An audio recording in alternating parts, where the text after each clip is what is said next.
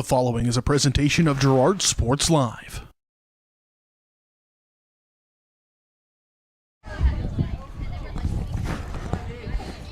Welcome to Girard, Kansas. Red Wutke Ballparks. Hey, this is our first matchup of the Trojan softball girls. They're going to take on the visiting Colgan Panthers coming over from Pittsburgh. I think it's pretty sure it's the first league matchup. I'd like to let you know Girard Sports Live is brought to you by, I didn't open that. Here we go, rookie blunders. Girard Sports Live is presented by Crawcan, your community technology partner. Don't get bit by slow speeds and high prices. Get gigabit, the fastest internet in Southeast Kansas with Crawcan. To learn more, go to ruralfiber.org or see everything Crawcan has to offer at ckd.net. We'll be back with the Community National Bank and Trust pregame show in just a moment. You've been watching Girard softball on Girard Sports Live. Community National Bank and Trust has been serving the area for more than 30 years with a strong commitment to the highest quality leadership and banking services. Stop in soon and pick up your very own Girard Trojan Instant Issue mascot debit card. While you're there, be sure to ask about Secure Lock, mobile banking, Guardian Secure Checking, and People Pay. Learn more at mybankcnb.com. Community National Bank and Trust is a proud supporter of Girard Schools. Member FDIC. Go Trojans! Hey, Mama. Now more than ever, Crawcan is dedicated to helping keep families connected, workers to collaborate, students to learn, and businesses to continue to serve their customers, and even for doctors to treat their patients. Crawcan's reliable high-speed fiber-to-the-home network means no buffering movies or grainy video conferences, no matter how many people are using it. Call or go online to sign up for the fastest and best internet in Southeast Kansas. Crawcan. If you need to stay connected, you need Crawcan.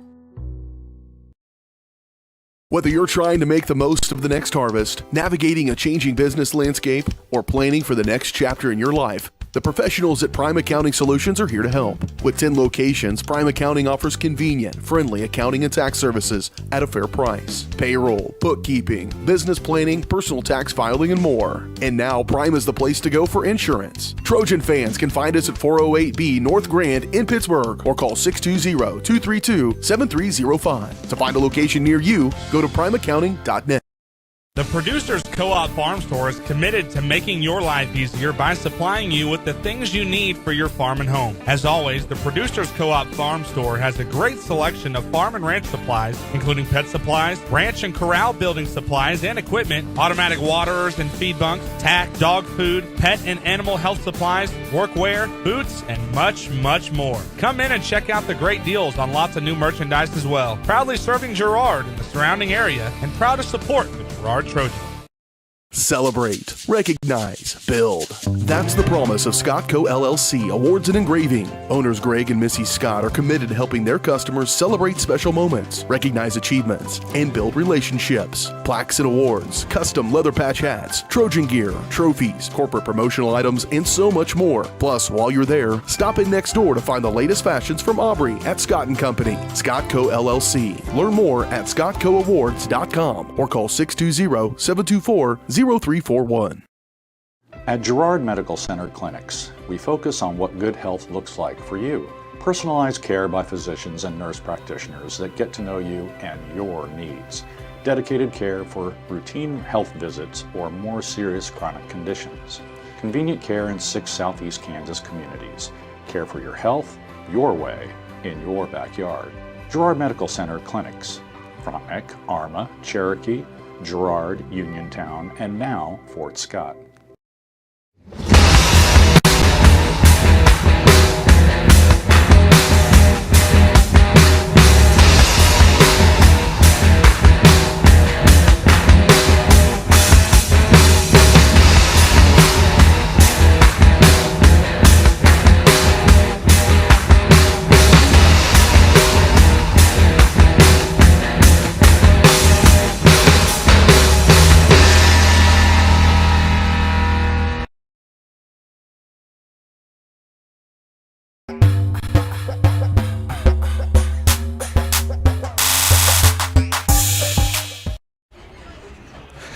welcome back to the Community National Bank and Trust pregame show. I'm Jess Murphy. Alongside me is Cooper Grand.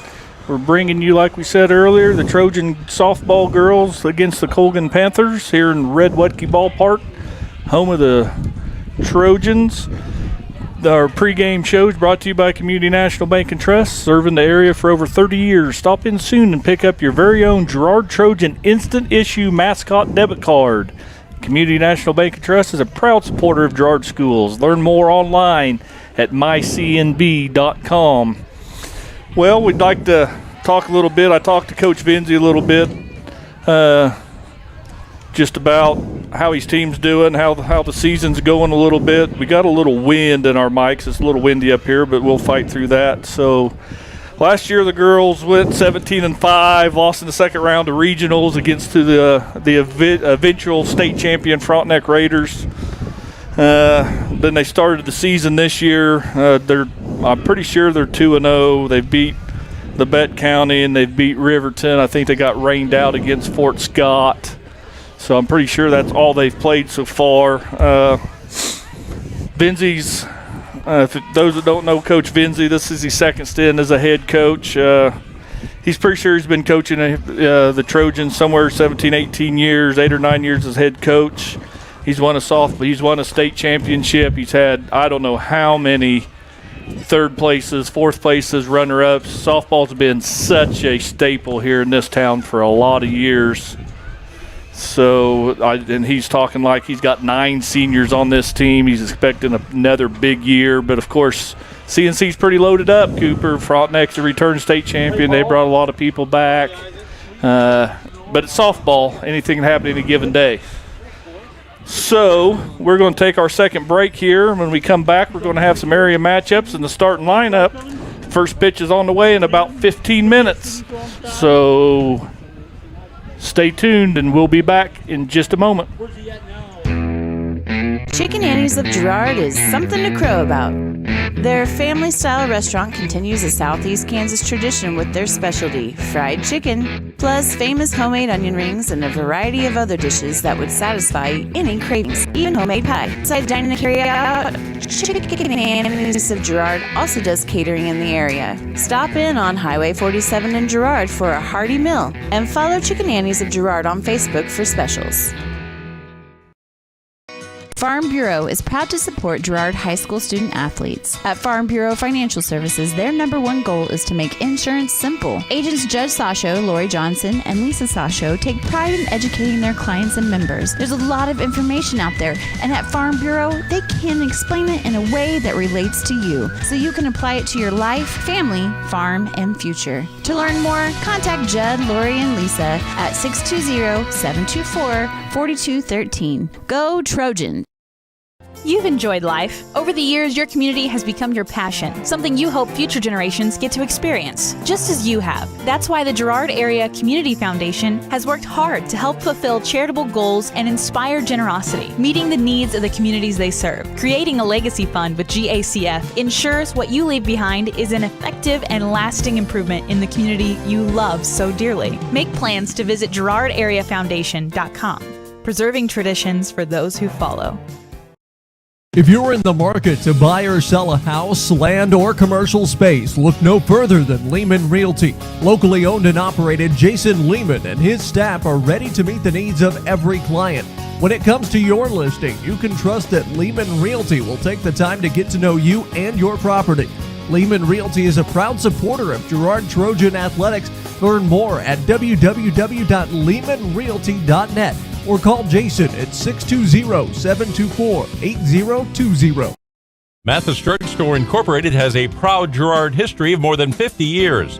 Glenn and Karen Mathis took over the store in 1983 from Glenn's father and have been providing outstanding customer care and service since. At Mathis, they know their customers by name and value their support. Primary goal is to provide fast, accurate, friendly service. Mathis is a full-service pharmacy that accepts most insurance plans and supports competitive cash pricing. Mathis Drug Store, a proud supporter of Girard High School student-athletes.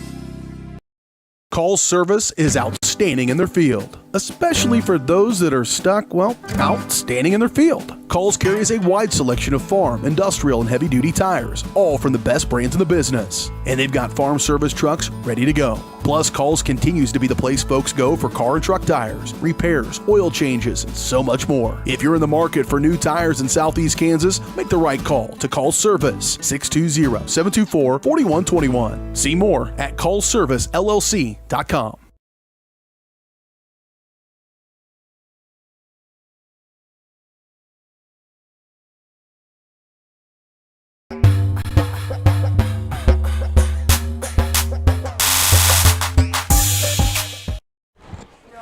Welcome back to the Community National Bank and Trust pregame show. We're going to bring you some keys of the game. Keys of the game's brought to you by Evans Motors. Get the keys to your next ride with a stop at Evans Motors. Nate and Eddie have decades of experience getting folks into the right car, truck, van, or SUV that's right for them and their family. Stop by and see them at the intersection of Highway 69 and 400 just south of Pittsburgh, or see their full selection online at evansmotors.net. Well, keys of the game on my side, it's softball. I don't want to steal Cooper's thunder, but it's pitching and defense. It's small ball. It's speed. The difference between softball and baseball, to me, is the field smaller, the game shorter. So it can turn into a track meet, controlling the other teams. Softball, like I said, small ball. So when they bunt and they want to give you an out, take the out. If they want to sit back and wait for a 3-run home run, then pitch to the corners and move the ball in and around and limit the hitting. Cooper, what do you think? Yeah, for me, I think either for both sides, it really goes filling the strike zone up, making the teams put it in play, and on the offensive side for both teams, really not striking out, limiting those strikeouts and putting pressure on the defense to make plays. In softball, kind of like you were talking about, a smaller field, so that means a lower margin for error. A ball hit to third base in a bobble, that's going to mean the runner's safe on first base in most case scenarios. So really putting the ball on the ground, swinging early in the counts on fastballs, and early in the game trying to get out to a lead, kind of guessing first pitch fastballs, things like that, whatever could put you up first. Get out, jump off to an early lead, and kind of run from there, and be also in the field. Keep the errors to a low margin. Those things will always hurt you in situational defense too. Runners first and third, just knowing where your outs are, where you're going in the outfield with the ball at all times. So some things to look for in this game. Yeah, and like you said, hitting early in the count, I 100% agree with that, because the one thing you don't want to do is hit a pitcher's pitch. Softball, I don't know these. I haven't seen these pitchers. Wilson's throwing for Colgan, Reek's throwing for Girard. I have seen Reek pitch a little bit. I haven't seen her yet this year, but as far as, the rise ball's deadly in softball, and you get a good rise ball pitcher and you're trying to hit that on a two-strike count. If it's anything above your belly button, it's too high, and then you start laying off that, and they'll start throwing a drop ball. Right. So it's just softball, like you said, hit early in the count, hit the fastballs when they throw them to you. Well, that's been our keys of the game. So we're going to take one more break. We'll come back with some area matchups. We'll get ready for the first pitch, and we're going to have some Trojan softball in about 10 minutes. I'll talk to you all when we get back. For years, James Brumbach and Brumbach Service Center have been keeping area residents on the road with high quality and fast service. Let's face it, none of us have time for a breakdown, so be sure to stop by Brumbach's for preventative maintenance, oil changes, and tire repairs. Brumbach's is also your place for new tires with a variety of quality brands to choose from. Brumbach Service Center, 312 East St. John in Girard. Call 620-724-6770. Good luck, Trojans, from Brumbach Service Center.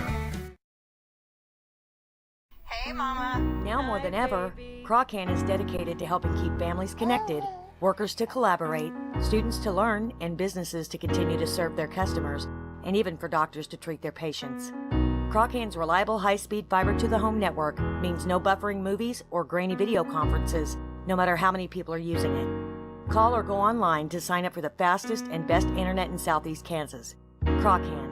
If you need to stay connected, you need Crawcan. Do you have a construction project that just needs that custom touch? Are you looking for a contractor who can get it all done? Roof to floors and everywhere in between? Then call Dustin Sneed at DS Construction. With more than 20 years of industry experience, DS Construction specializes in new construction, roofing, renovations, and more. There's no job too big or small. For a free estimate, call DS Construction at 620-724-0209. That's 620-724-0209.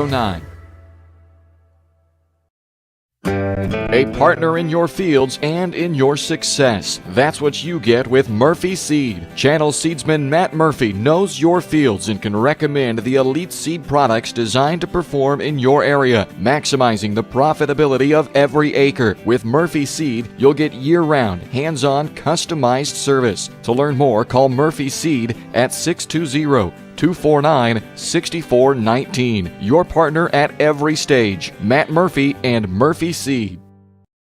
Whisper a phrase into a person's ear, then pass it on to a group of people. Notice how the message changes by the time that the last person hears it? In business, consider word of mouth in the same light. What people say may turn into something different than you would like it to be. It can't be controlled. That's why Norris Advertising provides proven ad solutions through radio, billboards, and digital sign sales, allowing your message to be controlled by the person that knows your business best. You, Norris Advertising, a proud sponsor of Trojan Athletics. Roto-Rooter is proud to serve Girard and the surrounding area, offering sewer and drain cleaning, as well as septic and grease trap pumping 24 hours a day, 7 days a week. From toilet clogs to video inspections, sewer line repairs to complete replacements. To make an appointment, call 620-231-5630. Roto-Rooter is now owned by GHS alum Braden Peak and GMS teacher Heather Peak, and they are proud to support the Trojans. Roto-Rooter, 620-231-5630. See their ad in names and numbers.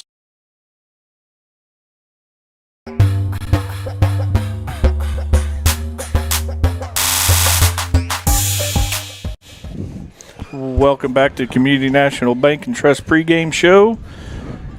We'll go keys of the game are brought to you by Evans Motors. We get the keys of the games. We want to talk starting lineups are brought to you by the Jagged Edge. The Trojans will start this game in style, but not near the level style you'll find at the Jagged Edge. Stylists Carlos Sands, Robin Hawkins, or Eva Vietti will have you looking your best for your next big game. Make an appointment soon by calling 620-724-7500. Girard's going to start. Aaron Anderson, Sarah Goebel, Emmeline Syndicate, Leah McGowan, Eleanor Reek, Bailey Chorkey, Sam Britchin, Riley Brooks, and Hannah Bailey. And Colgan's coached by Eric Wilson is going to start Glover, O'Brien, Wilson, Taylor, Flood, Imhoff, Brill, Westhoff, and Osborne. So that's been your starting lineups. Key, did we do area matchups? So the area, we're going to look, I don't know how to run a computer. So look at the matchups from the area is brought to you by Diskins Auto and Towing, 120 East Forest Avenue in downtown Girard. Diskin offers 24-hour towing and can repair all makes and models. To learn more, contact Diskins Auto and Towing at 620-724-8100. Cooper, what do you got other teams playing tonight? Yeah, some other CNC matchups to watch out for. Really the true CNC matchup, Columbus travels to take on Baxter Springs. East Newton will travel to take on the Galena Bulldogs.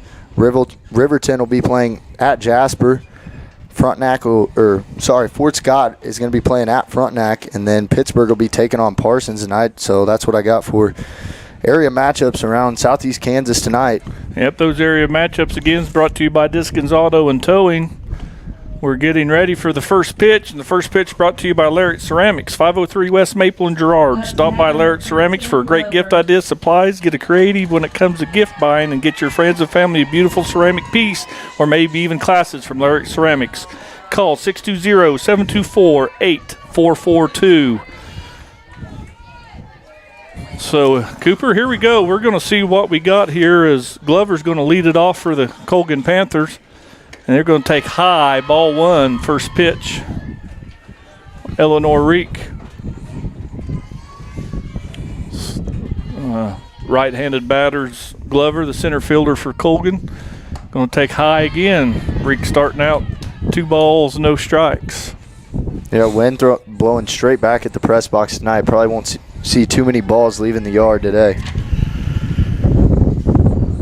Brings that one up and in a little bit. Falls behind 3-0. So I would assume it's a take situation for the Colgan leadoff batter. You would think so until they see a strike. Eleanor rocks and fires. There she goes across the plate. Gets back in with the first strike. 3 balls, 1 strike. Colgan's leadoff center fielder. Eleanor peeks in, gets the sign. She comes back, delivers, swings through that. That was kind of an off-speed something or other. That one maybe wasn't quite as fast as her others, but so Eleanor's back in the count. Works the count full. 3 balls, 2 strikes. Something happening right here. She rocks and fires again. It's going to be fouled off straight back into the net. Count's going to remain full. Yeah, maybe back-to-back changeups had her quite a bit out in front of that pitch. So wonder if she'll come back with another changeup or if she'll go back to fastball. Yeah, better bad up is what they call that. Come in hard. Must have just got a piece of that. I thought maybe that was off the catcher's glove, but just barely catches a piece. So count remains full. Armbands and softball's a big thing, calling the pitches by colors and numbers. Right. There, can't get it past her. There's that rise ball we was talking about early. Glover just able to get a piece of it.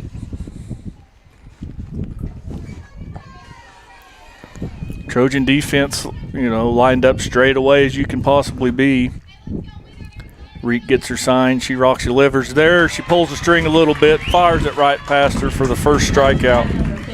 Showing a lot of confidence in that changeup so far. On the first bat already, 3 strikes. 2 foul balls, and then struck her out on that one. So that's a good sign for the Trojans early in this game.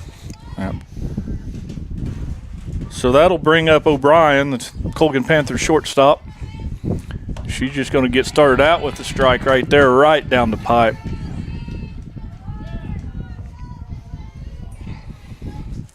Brian takes a couple warm-up swings. Rick gets her sign. She steps through the rubber. She's going to rock and fire, and here comes a little inside fastball. O'Brien fouls off.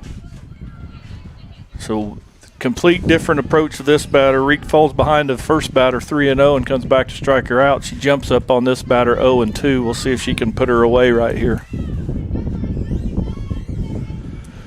Rico comes good 0-2 pitch, nowhere near the zone. Got O'Brien in swing mode and just fouls it off. Exactly where you want that pitch to be in an 0-2 count. Trying to get weak contact or a strikeout on an 0-2 pitch.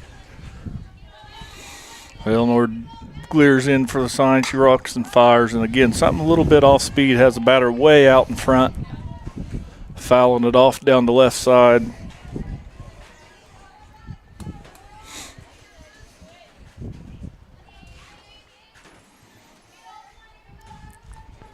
So still an 0-2 count on the Colgan shortstop.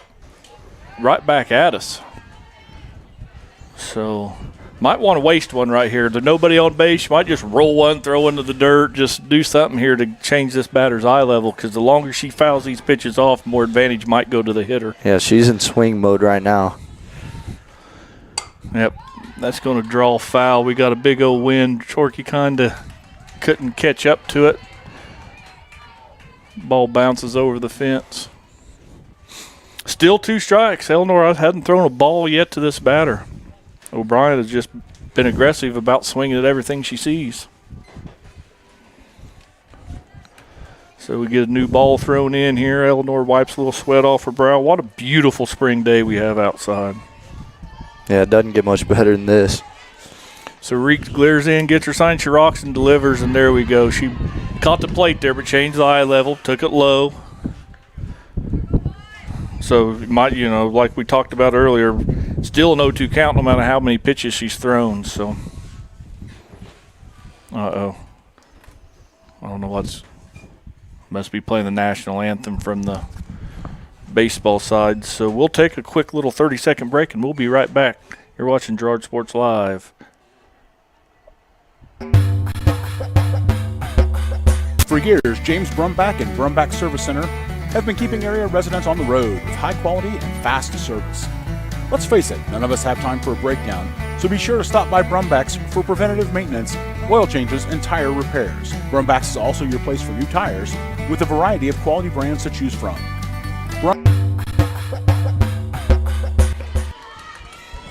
All right, well, there's a little right in the middle of the batter on a 1-2 count. We get a national anthem. There's a one hopper to the third baseman, Sam Bruchin, and she plays it like a champ over to first baseman Syndicate for out number 2.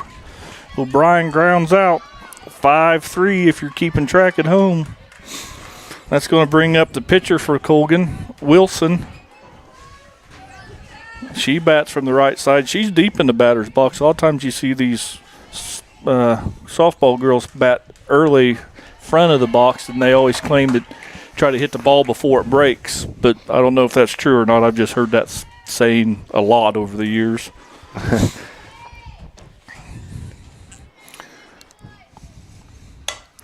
And Wilson's going to ground it to the shortstop, Erin Anderson, and she fires it no problem across the diamond.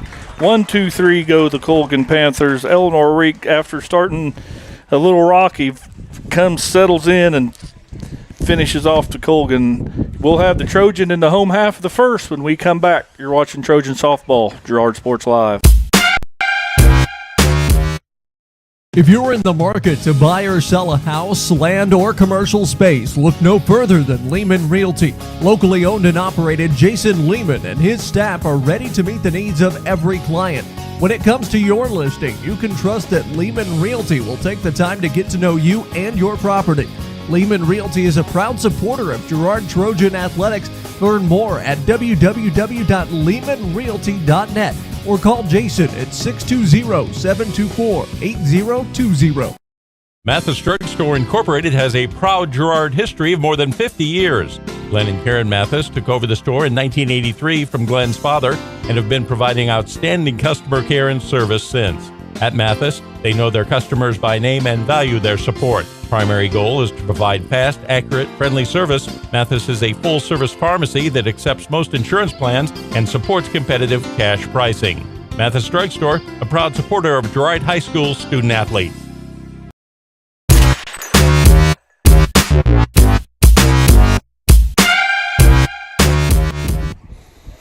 And welcome back.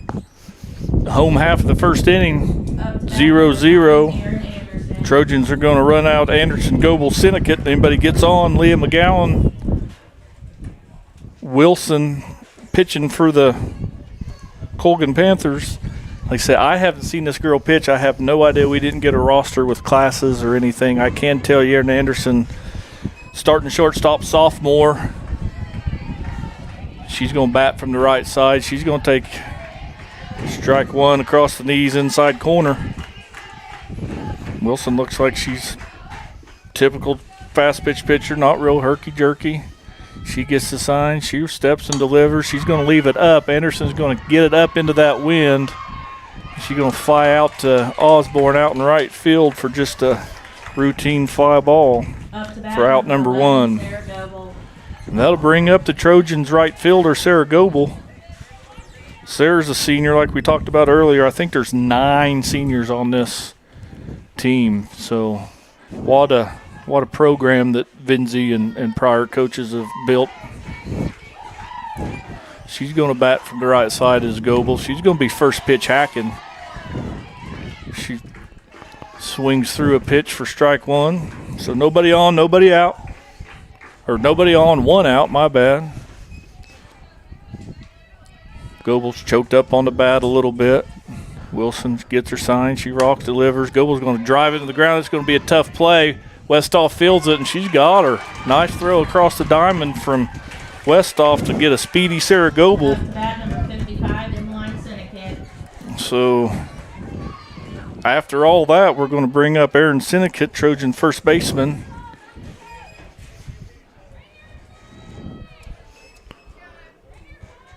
Panthers defense kind of playing a little shallow, but the wind, I can understand why. Syndicates kind of swings a big stick. Wilson bounces that one in there for ball 1.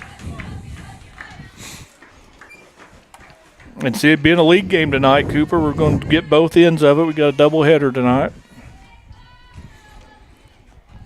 Wilson rocks and fires. She bounces yet another one in there, maybe trying to stay away from Trojan's 3-hole hitter, senior Emmeline Syndicate. Yeah, Girard's been aggressive at the plate. Those first 2 batters swinging early, but not solid contact. We'll see if it continues. Syndicate climbs in the box ready, stares down the pitcher, rocks and fires, fouls that one straight back into the catcher's forehead.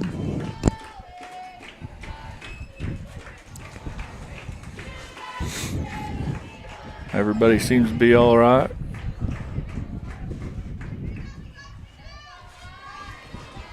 That takes the count to 2 balls, 1 strike, nobody on, 2 out. For the Trojans 3-hole hitter, first baseman, Emmeline Syndicate. She's going to take low, ball 3, 3 balls, 1 strike. That was over just below the knees. Yeah, that's a tough take right below the zone. You want to swing so bad and drive it a long way. She's waiting for something maybe a little up she can handle here. They've worked her down low every time. There she just never give up on the wind here, but that's fouled back and over the net. Wind, like you said, Cooper, earlier, is kind of blowing right into the face of the batters. It's going to take a shot to get one out of here tonight. So payoff pitch, we got a full count. 2 out here, something's going to happen. Emmeline's just going to hit a little soft fly ball. Shortstop's going to come in. She drops it. But Emmeline's going to get picked off between first and second. 4 to third out. So no score, no one left on. We'll be back for the top of the second inning. You're watching Trojan Softball on Girard Sports Live.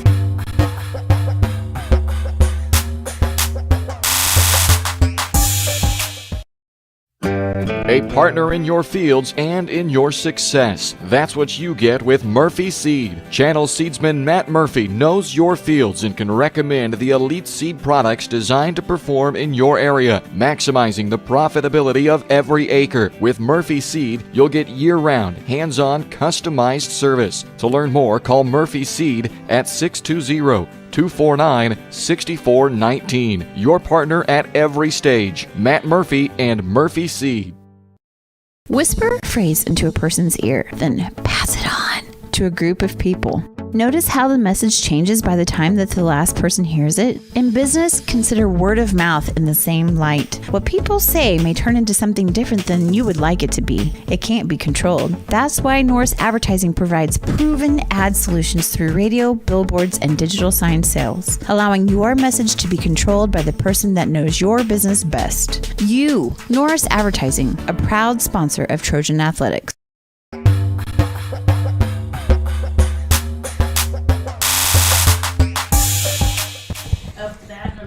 And we'll back for the top of the second inning here. Colgan's going to bring up their catcher, first baseman, left fielder, Taylor Flood and Imhoff. That Cooper and I were just talking a little bit how fast softball is compared to baseball. We're already through the second inning here and been on air for about 10 minutes. Yeah. Reek's going to start her off strike 1. Reek's filling the strike zone now after maybe she fell behind that leadoff hitter. So Reek's going to glare in. She rocks and fires. Nice pitch. Yeah, maybe a drop ball there. That one just dropped right out of the zone. Yeah. Taylor thought it was there. Dropped right out from underneath her bat. So there again, another 0-2 count for Eleanor Reek. Looking really good out there in the circle. Little show, little waist pitch. Perfect spot for an 0-2 pitch. Maybe a little far out, and batter never had a chance at it. So 1 ball, 2 strikes on the Colgan's cleanup hitter. She's going to hit this one. That's trouble. And Emmeline Reek, she caught it with her glove, caught it with her bare hand, and then bear hugs it into the belly to secure that out. That wind's probably something out there. Yeah, that looked like it was going straight to second base and came right back. It more of a tough catch than it looked like. That'll bring up the 5-hole. Flood, first baseman for Colgan. And Reek wastes no time. Just must have missed outside corner. That's the first ball she's thrown, first pitch in a long time. She checks her armband for the sign. She glares in, rocks and fires. She's going to leave that one up for a high strike, called strike. I thought that first pitch was closer than that one, but that's why we're way back here. Yep. In the wind blowing in our face.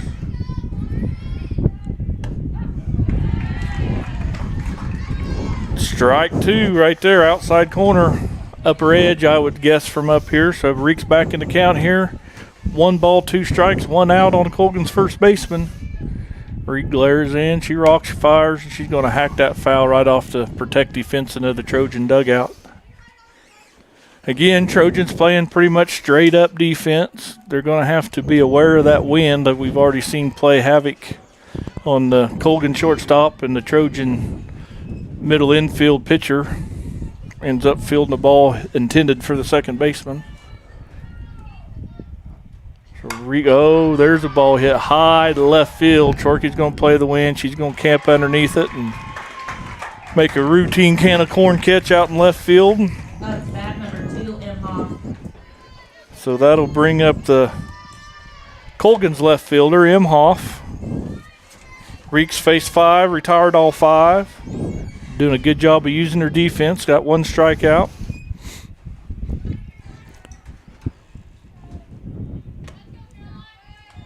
That pitch is left just a touch outside. Call that the river. Good show pitch. Just missed. So nobody on, 2 outs for Colgan. Left fielder Imhoff in the box.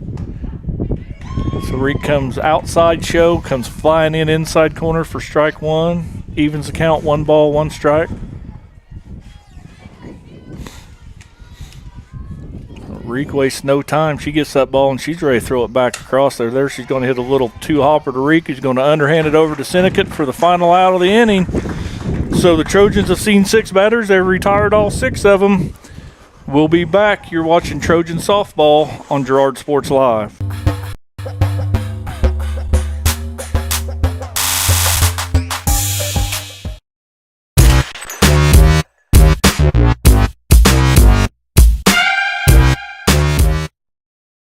Whether you're trying to make the most of the next harvest, navigating a changing business landscape, or planning for the next chapter in your life, the professionals at Prime Accounting Solutions are here to help. With 10 locations, Prime Accounting offers convenient, friendly accounting and tax services at a fair price. Payroll, bookkeeping, business planning, personal tax filing, and more. And now Prime is the place to go for insurance. Trojan fans can find us at 408B North Grand in Pittsburgh or call 620-232-7305. To find a location near you, go to primeaccounting.net. The Producers Co-op Farm Store is committed to making your life easier by supplying you with the things you need for your farm and home. As always, the Producers Co-op Farm Store has a great selection of farm and ranch supplies, including pet supplies, ranch and corral building supplies and equipment, automatic waterers and feed bunks, tack, dog food, pet and animal health supplies, workwear, boots, and much, much more. Come in and check out the great deal. I gotta cut the spot a little short. Leah McGowan takes, she's first pitch hacking too. Boy, these girls must have heard your keys of game, Cooper. Man, they're first pitch fastball hunting now. McGowan fire swings and right on that pitch, just missed it, fouls it straight back. There she catches solid contact. That's a gapper over, 1 hops the fence. McGowan's going to turn it. She's going to be in sliding for a second for a double. Man, she hits that on the screws against the teeth of the wind to 1-hop the fence. Yeah, that was a good piece of contact. It was on the inner half of the plate, and she just got her bat through the zone and was able to turn on it and shoot it into the gap. Good start for the Trojans this inning. So that'll bring up Trojans number 5 holder pitcher, Eleanor Reek, who's done a great job in the circle. A lot more. And she's going to show bunt and try to move that runner. She's going to take a strike. I don't know if that maybe missed a sign there. Coach Vinzi's going to come talk and say something, whether we're bunting to move runners or we're bunting to show something. But she takes strike one anyhow. So McGowan on second, Reek in the box, Wilson in the circle. Wilson's going to rock and fire, and Eleanor's going to swing away, going to hit that foul off the top of the sunshade of the visiting bleachers. Works herself in a hole here, 0-2. So now she's hitting pitcher's pitches. So yeah, now for Reek, it just becomes important for a ground ball to the right side to move that runner.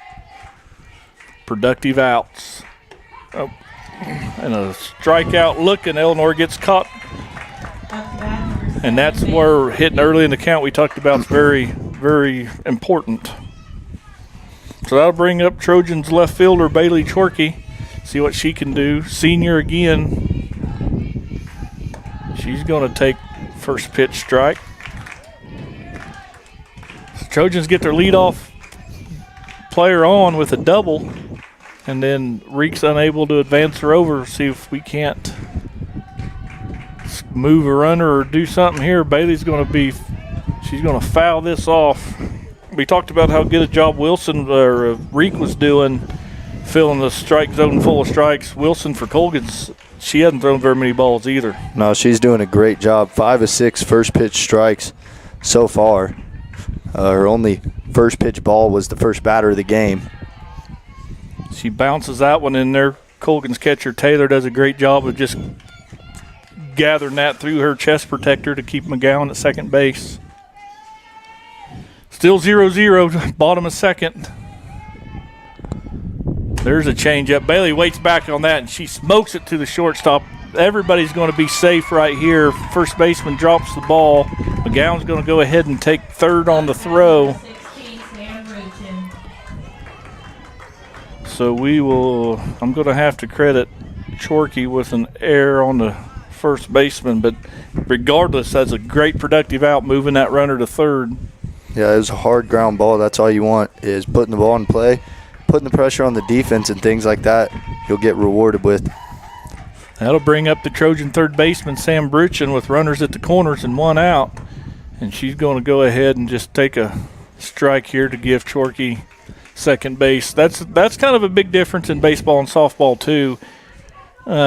Second's normally always awarded in a softball game, where in baseball sometimes just first and third doesn't always dictate a steal situation. So Sam Bruchin's going to squib one foul. I was waiting for a collision that we saw at Girard there on the baseball field. Sam does the right thing and runs around the fielder. But she's caught herself in an 0-2 hole as well. It's, like we said, Wilson filling the strike zone for Colgan. Sam Bruchin, another senior, starting third baseman for the Trojans. She's going to foul one back again. She's going to no play, never was fair. Almost the same location as the last pitch, or the last swing. So Trojans threatening here in the bottom of the second. Still no score. One out. Runners at the corners. Bruchin up the bat. 0-2 count. Swings through a changeup. Something off speed inside. Gets her to swing right over the top of it for out number 2. So that's going to leave it up to the Trojan center fielder, Riley Brooks. Number 8 hole hitter.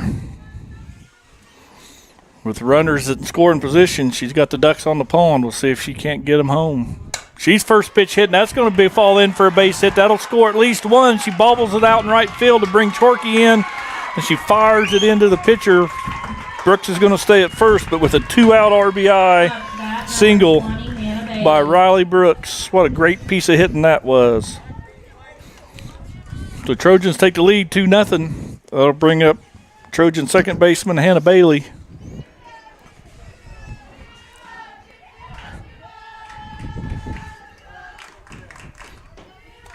She's first pitch swinging. But these Trojan batters, I don't know if that's a coaching deal or what, or like you said earlier, that Wilson started about 5 out of the 6, maybe 7, 8 out of the last 9 here. Yeah, she's continued to fill it up on first pitch to each batter. And those Trojan batters are first pitch hacking. Bailey does take that one high for ball one, so 1 ball, 1 strike, 2 out. Runner at first base is Riley Brooks. Trojans lead 2-0. Bailey's going to take that one over but low for ball 2. What a great, and that's what we talk, productive outs and moving base runners and able to get them in scoring position so those bats can drive them home as Bailey fouls off that high fast pitch and straight back to even the count. 2 balls, 2 strikes, 2 out, 1 on, 2 in. Trojans lead 2-0 in the bottom of the 2nd inning. Bailey digs in. Pitcher gets her sign. She's going to rock. She likes it. She rocks, delivers. She throws a high fastball for out number 3. Brooks had that base stole easy, but that was strike 3, so the stolen base doesn't count. So that ends the inning. Trojans score 2 to take the lead. 2-0. We'll be back for the top of the 3rd. When we come back, you're watching Trojan softball on Girard Sports Live. New merchandise as well. Proudly serving Girard and the surrounding area and proud to support the Girard Trojans.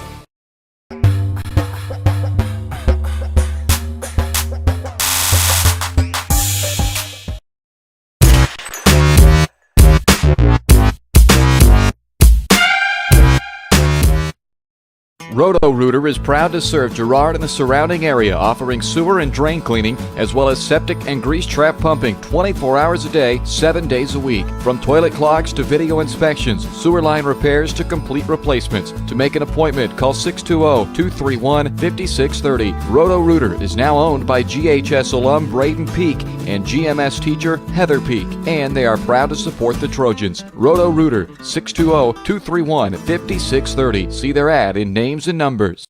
Celebrate, recognize, build. That's the promise of Scottco LLC Awards and Engraving. Owners Greg and Missy Scott are committed to helping their customers.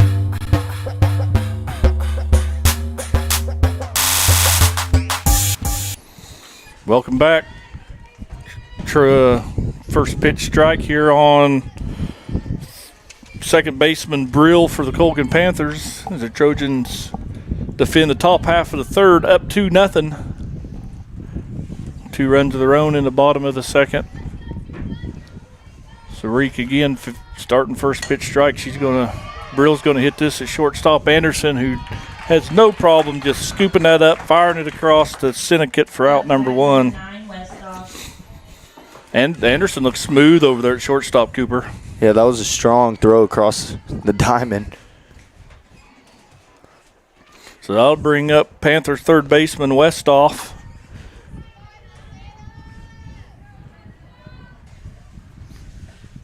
She's going to dig in. Reek gets her sign. She's going to first pitch swing. She's going to hit a little two-hopper to Britchin at third, who has no problem firing across to Syndicate at first.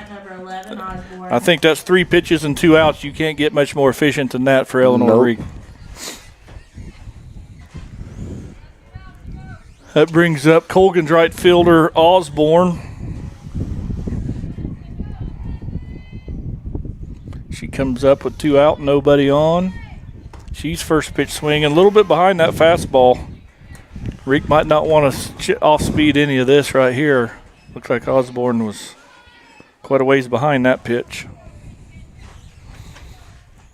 So Reek gets her sign. She steps up. She delivers the pitch. Oh, high and in right off the back. Osborne's takes that pitch off the shoulder blade. So there's the first base runner for Colgan. Comes via the hit by pitch. And that'll roll the lineup back around to center fielder Glover for Colgan Panthers, who trail the Trojans 2-0. Top of the third, 2 out. She's going to hit a little loopy line drive. No problem for Bailey Chorkey out there in left field. So I'm telling you, that was only about 7 pitches for Eleanor Reek to get 3 outs. Panthers leave 1 at the middle of 3. Trojans up 2-0. You're watching Trojan softball on Girard Sports Live. Great special moments.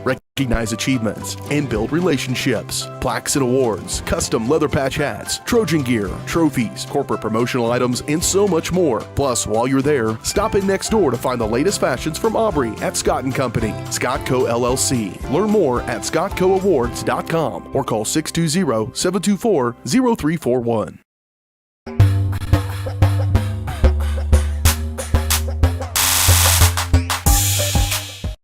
For years, James Brumback and Brumback Service Center have been keeping area residents on the road with high quality and fast service. Let's face it, none of us have time for a breakdown, so be sure to stop by Brumback's for preventative maintenance, oil changes, and tire repairs. Brumback's is also your place for new tires with a variety of quality brands to choose from. Brumback Service Center, 312 East St. John in Girard.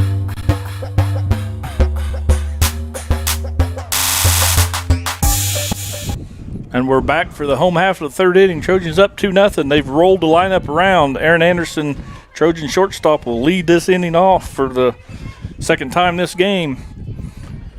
She flew out to right field her first at bat. See if she can. She's first pitch taken for a strike. Yeah, that's now 9 of the last 10 first pitch strikes for Wilson. Aaron Anderson gets under that one, lifts it high into the wind. Shortstop's having a hard time with it, and she drops it. Aaron Anderson takes a wide turn at first, too, but she's able to keep her footing and get back. I'm going to have to credit that with an E6. That's the third error on the Colgan defense so far, but nonetheless, that puts a base runner on for the Trojans, puts Sarah Goebel up. So here we go, Cooper. We talk about small ball. We're going to steal. We're going to bunt. We're going to do the combination of all. We can go first to third. Hit and run. We're just going to take a strike off the catcher's shin guard. That's going to allow Anderson to take second base on a pass ball, but it does put Goebel a little behind the count. No balls, one strike. See if she wants to go ahead and try to bunt her to third here. That'll be a great at bat if she can get the base runner two bases and one at bat. She's going to be swinging through a high. That was up at her eyes. So that's strike two on Sarah Goebel. Starting right fielder, senior for the Trojans. Big gap over between the 3 and 4 hole, and the right fielder's playing pretty deep with this wind. So a ball through the right side, it's probably scoring from second base. Goebel able to lay off that high pitch. 1 ball, 2 strikes. Runner at second base for the Trojans. That ball's inside low.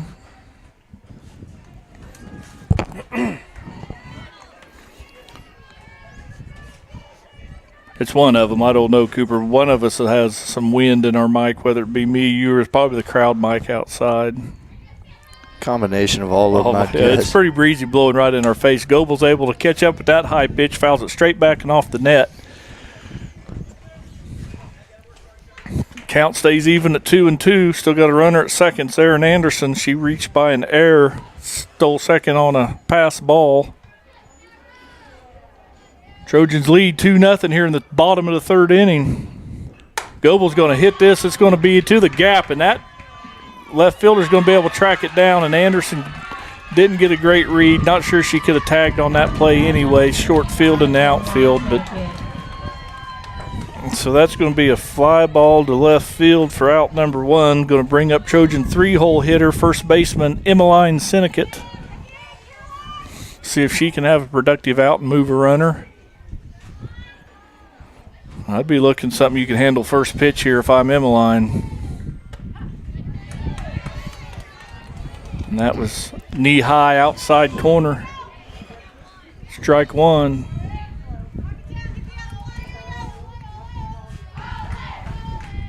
So everybody resets here. That pitch, she leaves that. Caught the corner, just left it up a little bit. Evens the count, 1 ball, 1 strike. 1 out, runner at second. Trojans lead 2-0. Wilson pitching for Colgan. Emmeline Syndicate in the batter's box. She's going to take that one off the catcher's shin guard again. So that's going to move Anderson over to third base. So Anderson reaches by an error and able to take third on 2 pass balls by the catcher. So without able to put the ball in play here, Trojans have moved her from first to third. So Syndicate has a good RBI chance here. She can just put the ball in play, and she swings through that pitch. She evens the count, 2 balls and 2 strikes. And it looks like, they've kind of moved. Second baseman's kind of playing in the baseline. Of course, the corners are in, defend a bunt. Shortstop's a little deep. So I'd say a ground ball hit not at the pitcher. Balby scores this run. Fly ball, pop up. Catcher's going to be a tough play. She gets her back turned. Good job by that catcher right there to get her back turned to the ball, fight it in the wind, and put Emmeline Syndicate out. Yeah, especially with the wind, it's more important than ever to make sure and get your back turned to the field, face towards the stands, and be able to see it clearly into your glove. Yep, Taylor did a great job of that for Colgan. That'll bring up our four-hole hitter, Leah McGowan, who ropes a double her last time up. And she's first pitch hitting, smokes one out to the gap. That gets by the center fielder all the way to the fence. That'll score Anderson no problem from third base. McGowan's in for another double. She's 2 for 2 with 2 doubles. Swinging a hot stick is Girard senior catcher Leah McGowan. So that'll bring up pitcher Eleanor Reek for the Trojans with Leah McGowan at second base with 2 out. Another run across, so the Trojans lead 3-0. Reek is first pitch taken. Leaves that one up high. Good take by Eleanor Reek.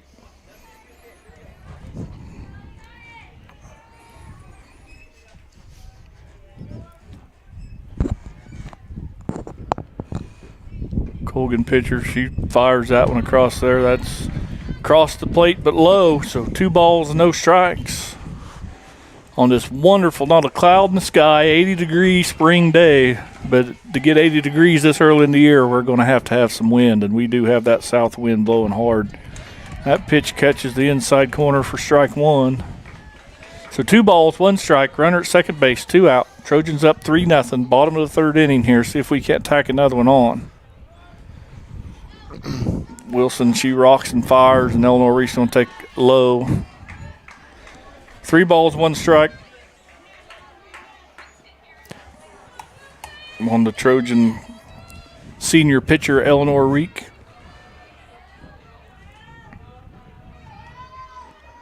So Wilson rocks and fires. Reek ropes a stinging line drive. That thing got to the fence in a hurry. It's going to no problem score McGowan from second base.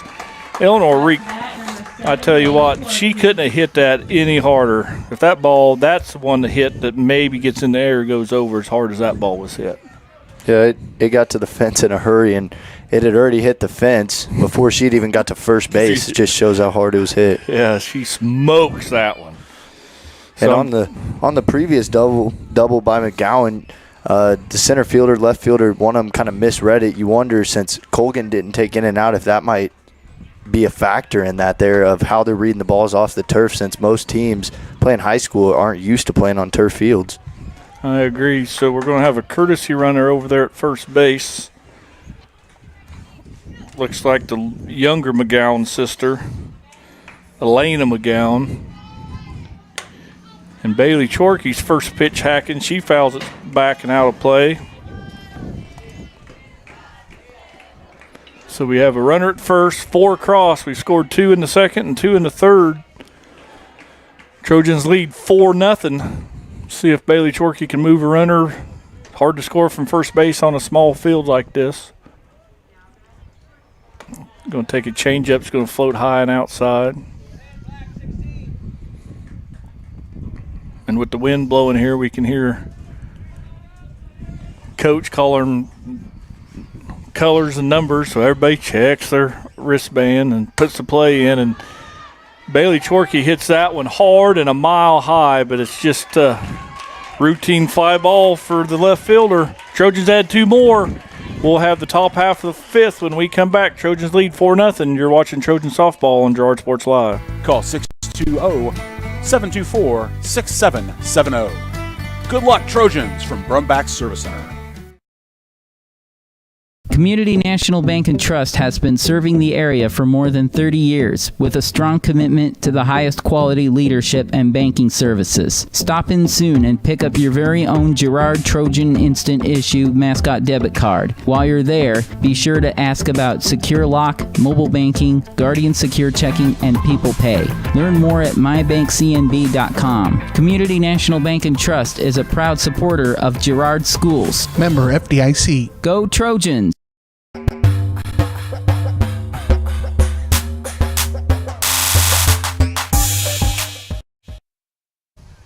We're back.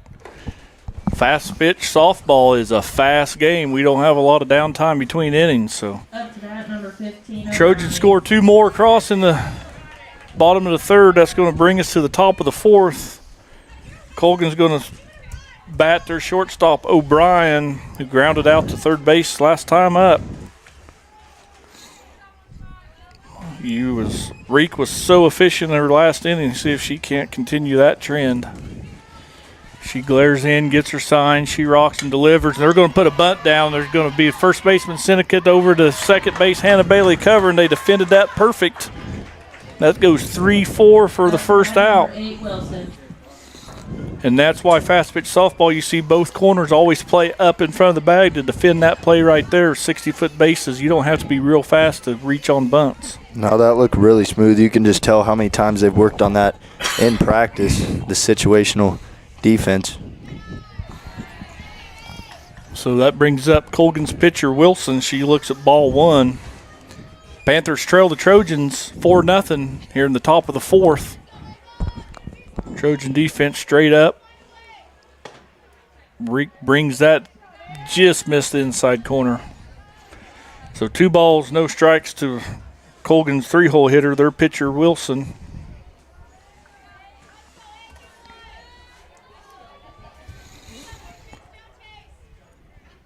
Oh, she brought that one in a little further and takes it off the thigh. So that'll be Colgan's second base runner. Both of them been hit by pitch. So Colgan has something cooking here in the top half of the fourth. They've got a runner on and 1 out. Umpires checking, make sure everybody's healthy and safe. Wilson just gives her the thumbs up, I'm fine. So Reek spins the ball in her side, finds the grip she wants, and she delivers that pitch. Oh, we got a short hop over. Syndicate couldn't handle the short hop by McGowan on a back pick at first, but right fielder Sarah Goebel's right there to back that play up, so no advancements by Colgan base runners. But there's another ball here. Reeks fell behind the last 2, so we'll see if she can't get back in her strike throwing mode. Leaves that one up and away. So 2 balls, no strikes. Colgan's 4-hole batter, their catcher Taylor. Trojans lead 4-0. Reek leaves that one high too. That's 3 balls, no strikes. She might need to just take a little short there. Yeah, take a short walk to the back of the circle, gather her thoughts, catch her breath. I mean, this has been a pretty fast-paced game. Reek likes what she sees. She delivers, and the ball 4-pitch walk right there. So that's going to put 2 on for the Colgan Panthers and 1 out. That'll bring up first baseman Flood, and Jim Vinzi's going to call timeout here. And I'm sure it's just nothing more than maybe a little mechanical flaw he sees, or just to let Eleanor Reek catch her breath.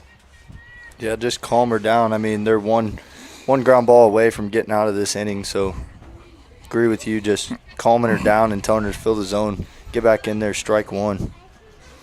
Pitcher's best friend, as we discussed at the baseball game Thursday night.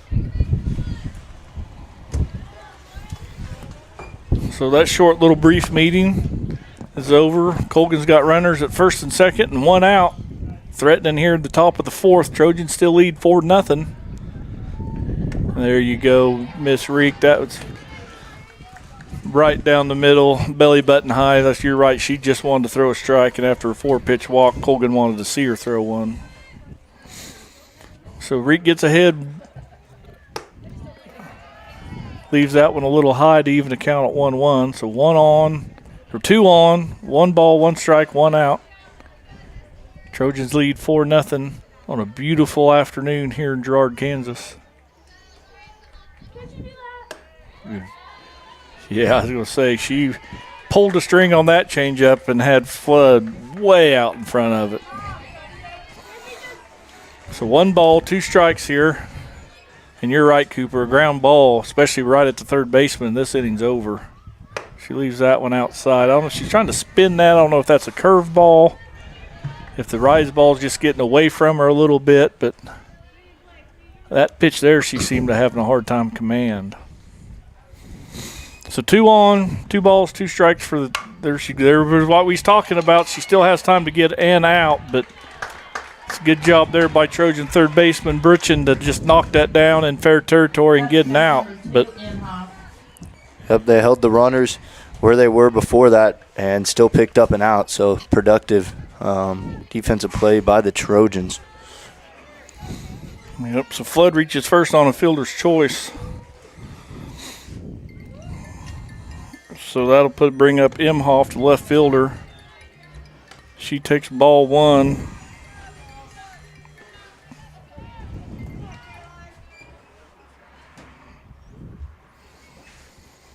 So Trojans up 4-0. There's a good pitch, strike 1. Panthers fighting to try to get us back in this ball game right here with 2 on. They've had 2 on and 1 out, but Trojans have got the second out, so they just get the third one. They can get out of this little jam right here. Leaves that one just up in the zone, just a touch.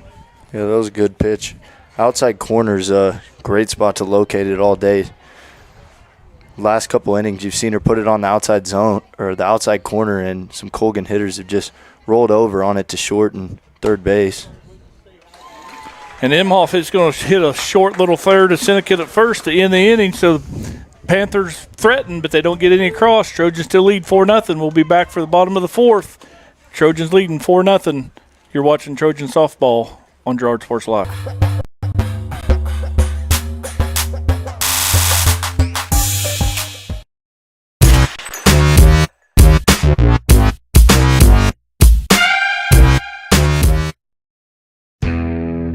Chicken Annie's of Girard is something to crow about. Their family-style restaurant continues a Southeast Kansas tradition with their specialty, fried chicken, plus famous homemade onion rings and a variety of other dishes that would satisfy any cravings, even homemade pie. Besides dine-in and carry-out, Chicken Annie's of Girard also does catering in the area. Stop in on Highway 47 in Girard for a hearty meal, and follow Chicken Annie's of Girard on Facebook for specials.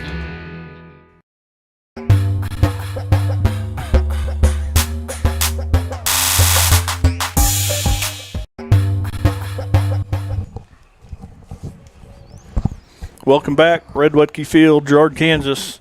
Trojans lead 4-0 in the bottom of the 4th here. Boy, this game's going fast, Cooper. That's fast pitch softball. We like it.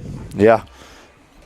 Hasn't been many long innings yet. I mean, the Trojans have been able to add on 4 runs, but those have came very quickly on 2 doubles. I mean, they have 3 doubles total in this game, and other than that, there hasn't been much hitting involved. Nope, a lot of pitching here. Up to bat number 16, Sam. So Trojan third baseman Sam Brutchen will lead off. She had a key play there. We talked about a double play, get out of the inning, but she's able just to record the out that the Panthers wanted to give her and let Eleanor retire the next one. So Brutchen's first pitch swinging. She's going to hit a fly ball.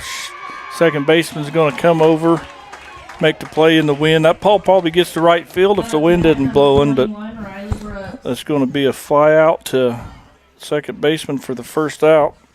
That'll bring up Trojan center fielder Riley Brooks, who had a key 2 RBI hit in the second inning.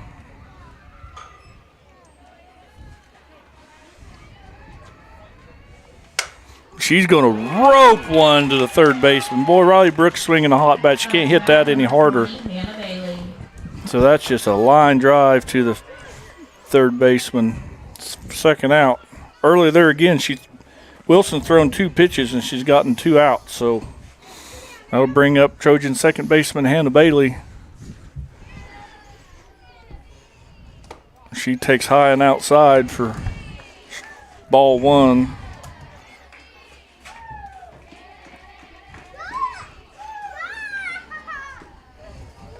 Yeah, that ball by Brooks was as hard hit as the other two that went in the gap. It just was at the wrong location. Yeah, right at, they call him an atom ball, right at him. And we talked about how unfair this sport is, 5-on-5 basketball, 11-on-11 or football, softball and baseball. There's 9 people out there to get one person out. So Hannah Bailey's going to foul a couple pitches off here to get the count. 1 ball, 2 strikes, 2 out, nobody on. At least she's making Wilson throw a few more pitches. She got the first 2 outs on 2 pitches.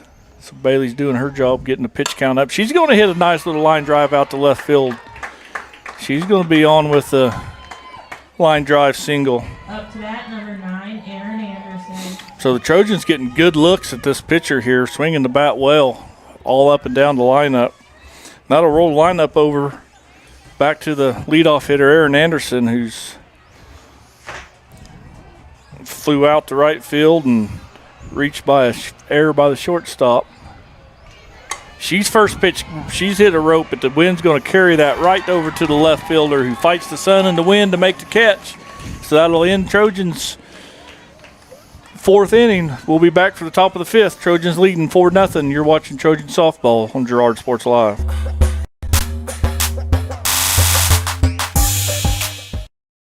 Hey, Mama. Now more than ever, Crawcan is dedicated to helping keep families connected, workers to collaborate, students to learn, and businesses to continue to serve their customers, and even for doctors to treat their patients.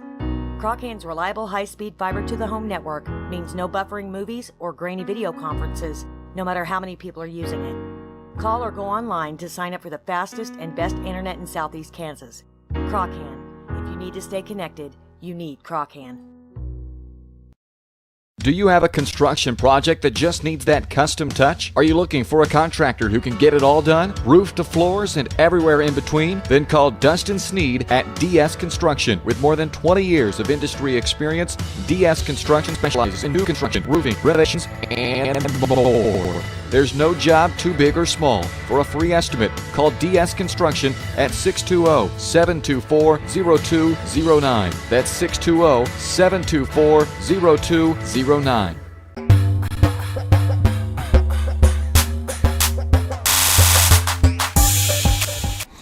So we're back here. Colgan comes up in the top of the 5th, trailing the Trojans 4-0.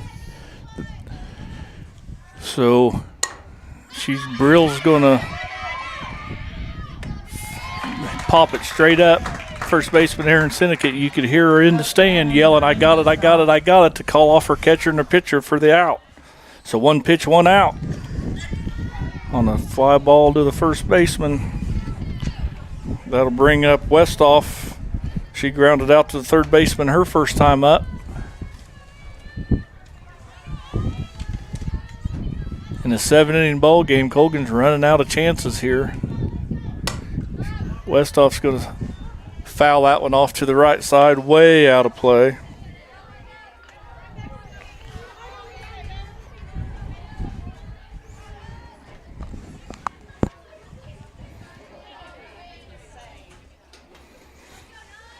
So Eleanor's going to reach in there, get her sign. Westhoff hits a hard ground ball. Aaron Anderson at shortstop's able to knock that down, recover just fine, fire across to record the out. Out goes 6-3 in your scorebook if you're scoring at home. That's the second out. That'll bring up right fielder Osborne for the Colgan Panthers. She comes up. She reached her first time with a ball in the back. She took first base the hard way. She's going to take first pitch, strike outside corner. And you're right, Cooper. Reek, when she's throwing that outside corner for a strike, she's tough to hit. Yeah, they're not. There we go. Yeah, for Colgan, they're just trying to get out in front of it, and they just need to sit back on it and drive it the other way.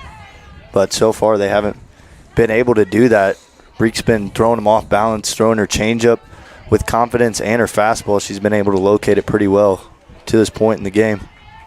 Osborne swings through that fastball for second strike here, so Reek's got her down 0-2, and she comes in there, off the third baseman glove. Osborne's going to fire that one to the corner. Burchin, she got a glove on it, but was able to not secure it cleanly, so Osborne's going to reach base for the second time, this time with a double to the corner.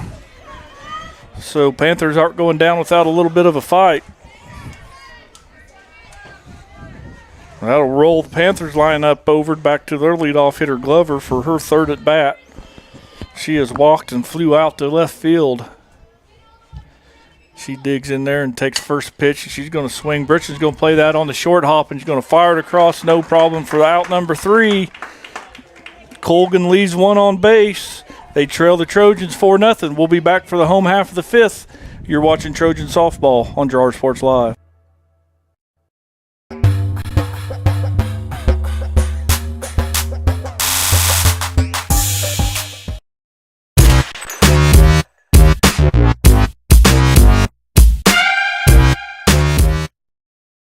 Farm Bureau is proud to support Girard High School student athletes. At Farm Bureau Financial Services, their #1 goal is to make insurance simple. Agents Judge Sasho, Lori Johnson, and Lisa Sasho take pride in educating their clients and members. There's a lot of information out there, and at Farm Bureau, they can explain it in a way that relates to you, so you can apply it to your life, family, farm, and future. To learn more, contact Judd, Lori, and Lisa at 620-724-4213. Go Trojan!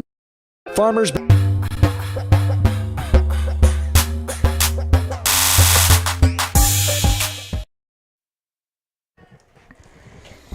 Welcome back. Girard, Kansas, Red Wutke Ballparks. Trojans lead 4-0 in the bottom of the 5th inning. It's been a fast-paced game. Sarah Goebel will lead this off. She's going to take called strike 1, outside corner, thigh high. Sarah's been up to bat twice. She's grounded out to the third baseman and flew out to left field. We'll see the third time through the order here if Trojans can't continue their hot streak. Wilson bounces that one in there. Taylor does a good job for Colgan to block that one, keep it in. Sometimes as a catcher, it's always easier to do that with nobody on base.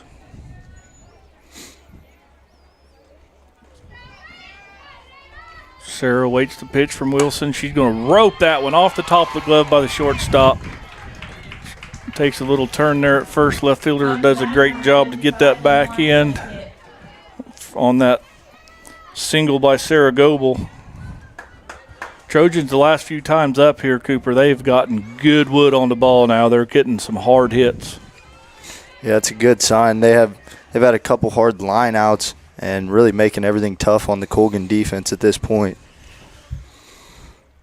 So Senecut's first pitch swinging. She's going to hit that one to the gap, and it's going to left fielder's going to get a good job. Jim's going to send Goebel around. Now they've got Senecut hung up between second and third, but she's able to get back safely. So Goebel scores from first base on a ball hit to the left field gap. RBI single by Senecut, who takes second on the throw home. Yeah, that was a really good read by Goebel. Anytime you're scoring from first to home on a ball to left center, then you have a really good read. Shows you the speed the Trojan likes to display. That'll bring up the hot hitting catcher, Leah McGowan, for the Trojans. She's first pitch roped right off the top of the glove of the first baseman, who ill-advisedly throws it out, which will give everybody a free base. That'll put Senecut at third. McGowan will go to... Man, I don't know how to score that. I'm probably going to go ahead. Oh, they're going to give Senecut. They're going to award Senecut home. Up to bat number 36, Eleanor Reed. Yeah, that's a tough play over there for Westhoff. I think she's surprised that she even got her glove on it, and when she got the ball, she kind of just threw it as quick as possible and caused it to go sailing. Yeah, maybe another one of them pocket balls, you know. She didn't field it cleanly, and McGowan's already 2/3 down the line. You might just put that in your pocket. Mm-hmm. So I'll bring up Reek.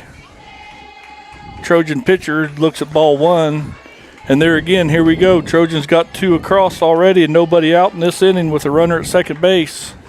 Every ball this inning's been hard hit. Hard. Reek's going to take over but low for ball 2.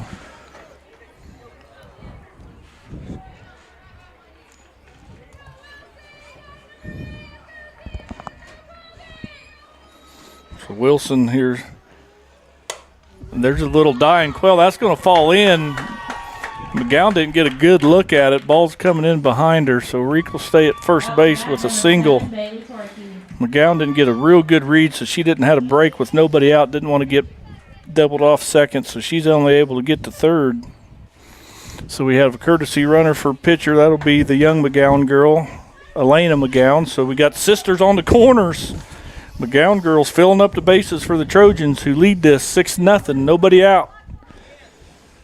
Bottom of the 5th inning. First 4 batters have reached safely, all with singles.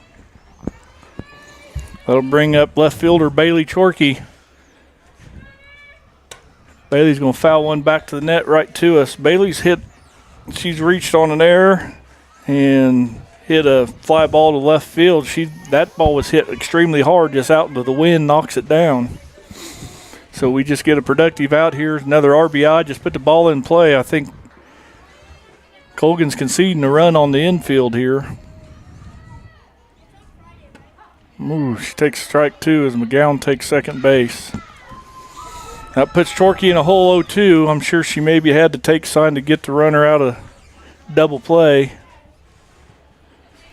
Now she's got a hit on the pitcher's terms. No balls, 2 strikes, 2 on, nobody out. Trojans lead 6-0 in the bottom of the 5th inning.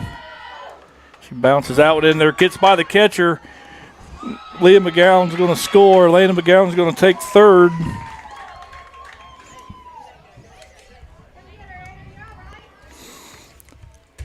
So Trojans up 7-0 now. Nobody out, still a runner at third base. Chorkey in the batter's box. Looks like Wilson for Colgan might be just struggling a little bit here. Oh, gets Chorkey to swing through that. I bet she would like to have that pitch back. Just swings right through it. First out of the inning for the Trojans. That'll bring up third baseman Bruchin. Bruchin has struck out and hit a fly ball to the second baseman. That ball, she takes over but low. Good job there by Taylor to corral that one. For the most part, Colgan's catcher's done a good job of blocking the balls that's in the dirt. Wilson's put some low.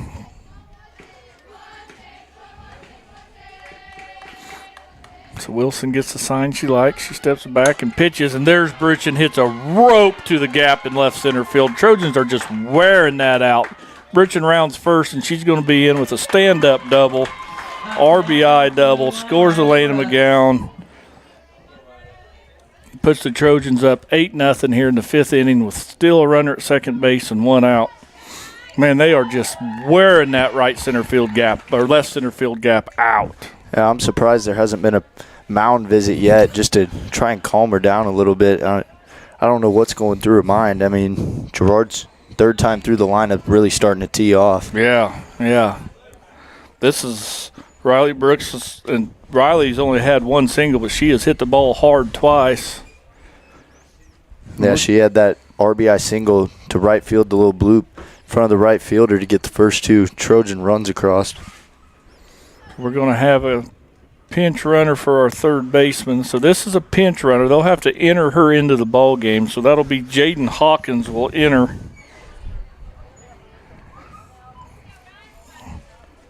Here in the bottom of the 5th to run for third baseman Sam Britchin. But Riley Brooks, Trojan center fielder, she takes ball 1, her first pitch, so she climbs back in there, see what she likes here. She likes that one, but she fouls it straight back. Ball might have been a little up in the zone, just got underneath it. That evens the count with 1 ball, 1 strike. We have 1 out, 1 on. Trojans up 8-0 here in the bottom of the 5th inning against the Colgan Panthers. That ball's over but low. First league matchup of the season for the Girard Trojans.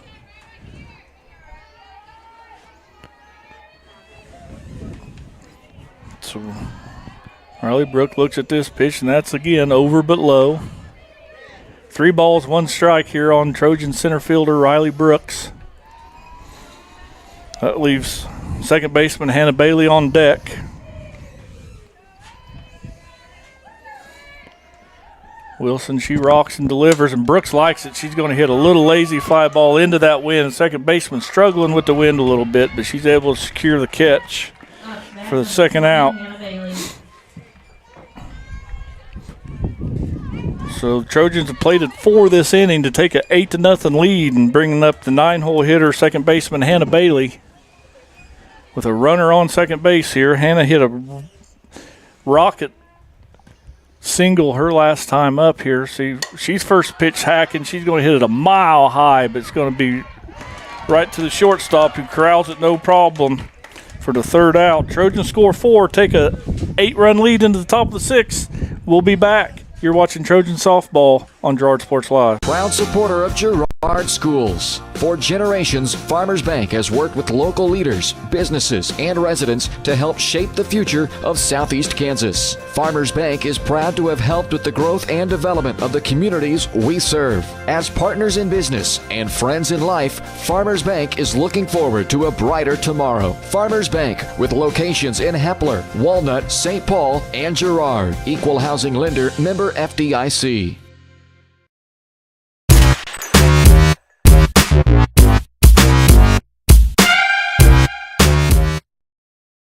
Call. And we're back live here, Trojan Softball, Red Wedke Field here at home of your Girard Trojans, who take an 8-0 lead against the Colgan Panthers in the top of the 6th inning. Eleanor Reek's done a good job. The Panthers they've got a few on here a couple different times, but Trojans done a good job defensively to get them out of the inning to control this shutout. And offensively, I'm telling you now, those Trojan girls have that pitch. I mean, they're putting good wood on the ball, hitting line drives. Yeah, 1 through 9, all solid hitters that are disciplined at the plate, knowing their count when they're batting, and 1 through 9 RBIs up and down that lineup. So Panthers will put their shortstop O'Brien in the batter's box to start this 6th inning, and Reek will fire in a fastball that misses the plate wide outside for ball 1.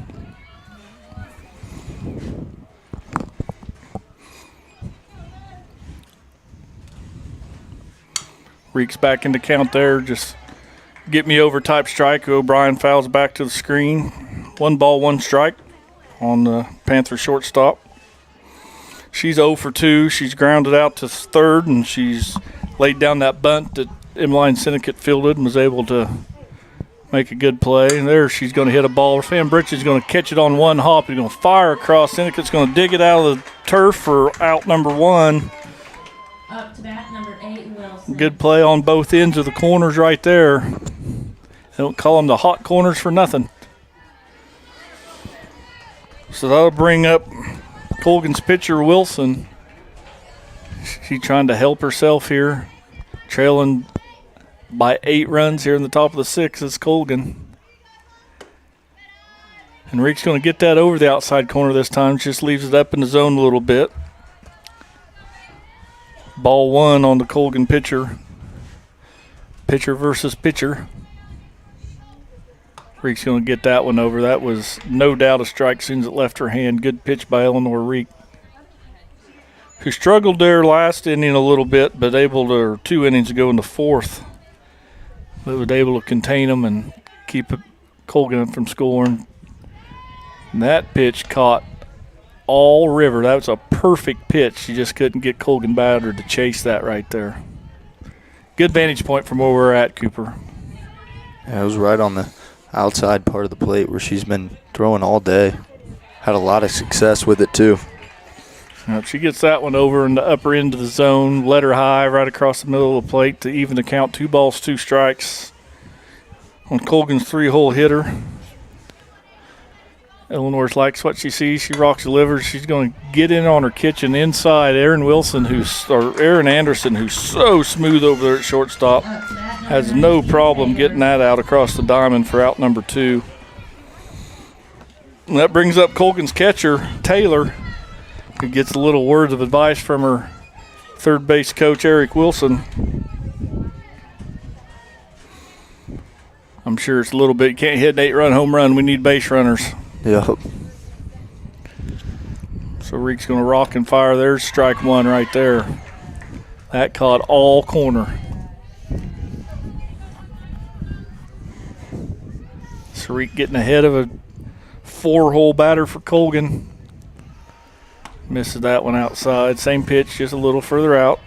Seeing how far she can stretch it.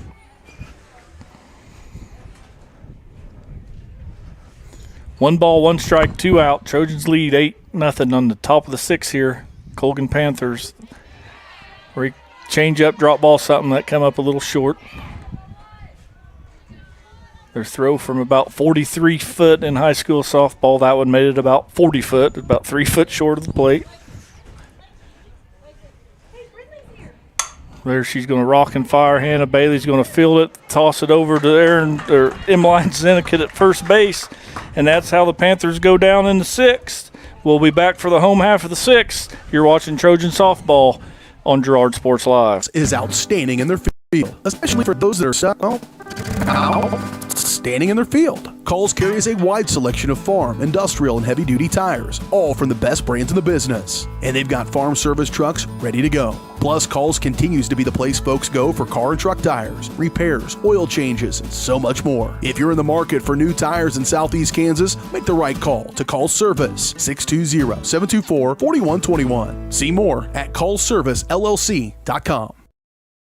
You've enjoyed life. Over the years, your community has become your passion, something you hope future generations get to experience, just as you have. That's why the Girard Area Community Foundation has worked hard to help fulfill charitable goals and inspire generosity, meeting the needs of the communities they serve. Creating a legacy fund with GACF ensures what you leave behind is an effective and lasting improvement in the community you love so dearly. Make plans to visit GirardAreaFoundation.com, preserving traditions for those who follow.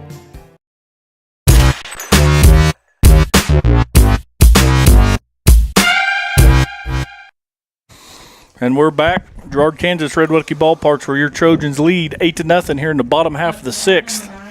And here again, we're going to roll back over the top of the order. Aaron Anderson, Trojan leadoff hitter, is going to lead off for the 3rd time this game. Man, if you're Coach Vinzi, that's just, you can't ask for your lineup to produce any better than it's producing this game. No, there's been production from all different levels, and it's not like they just got it done in one inning. It's been spread out through 3 different innings, 2 in the first, I believe 2 in the second, and then 4 in the 6th, or 5th, sorry. Yep. Anderson's going to, she hits that ball hard, but just into the teeth of that wind, and center fielder's able to camp underneath it for the first out. Deep center field, all the way to the warning track against the wind. So Sarah Goebel, who hit the ball hard her last time up and showcased some wheels scoring some first base, she stands in the box. She's going to take a called strike 1.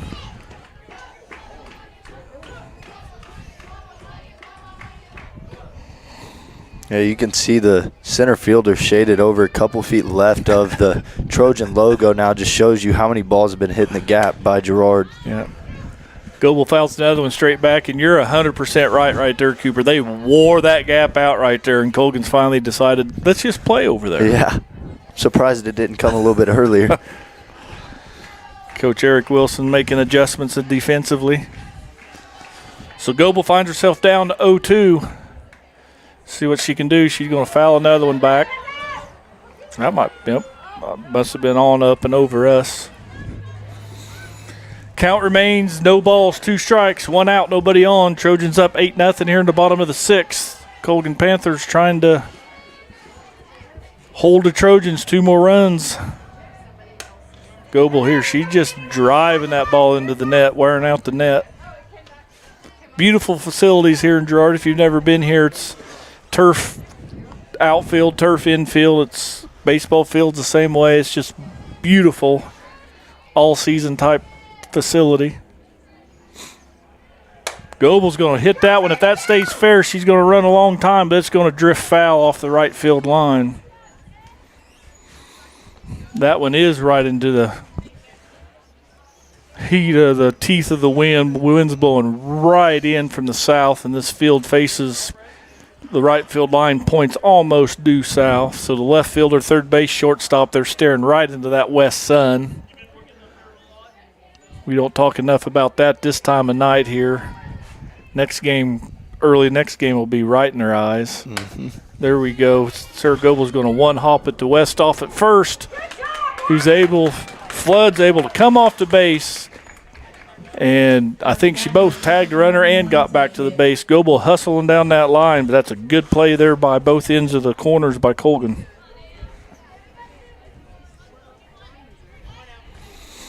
Yeah, that was an easy rollover. It just goes to show what hustle will get you. She was almost safe, so making sure to hustle every play out, no matter how hard it's hit. 3-hole first baseman for the Trojans. Emmeline Syndicate takes ball one as that ball skips in there to the catcher Taylor for Colgan. So there's 2 out, nobody on here. She's going to take, that's a called strike there on the bottom part of the zone, outside corner. Good pitcher's pitch right there. Not much any batter can do with that one.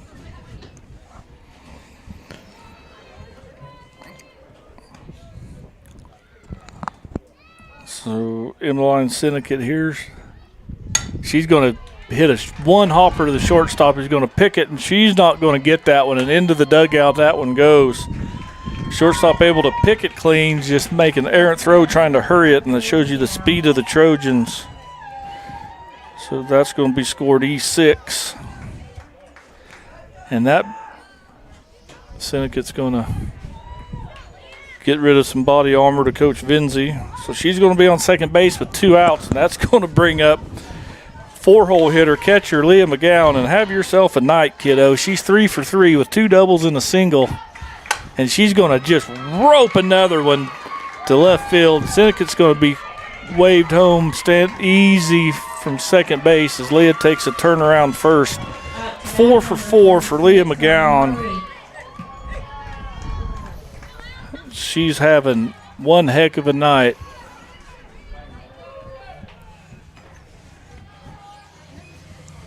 So that'll bring up pitcher Eleanor Reek, who just smoked the ball out to that same gap the other last time up. That's going to be fouled off, hit her in the box. Eleanor's 2 for 3. She struck out looking her first time and then has hit a couple of hard singles her next 2 times up. So 4th time through the order here for the Trojans. They find themselves leading 9-0. Reek takes that high, ball 1, so 1 ball, 1 strike. 2 out, 1 on.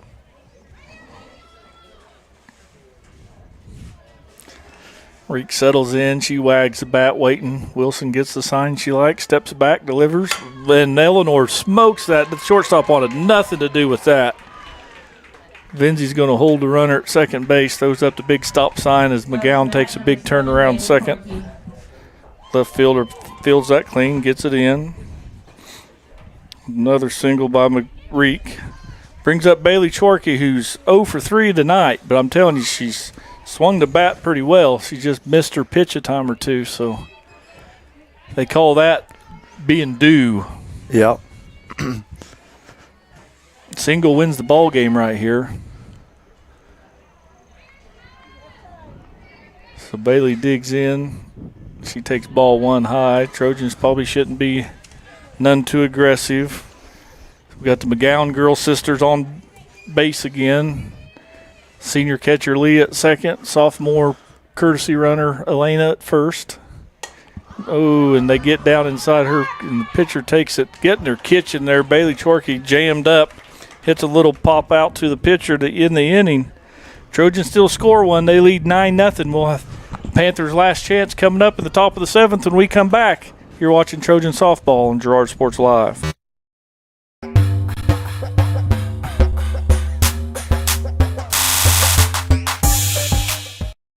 At Girard Medical Center Clinics, we focus on what good health looks like for you. Personalized care by physicians and nurse practitioners that get to know you and your needs.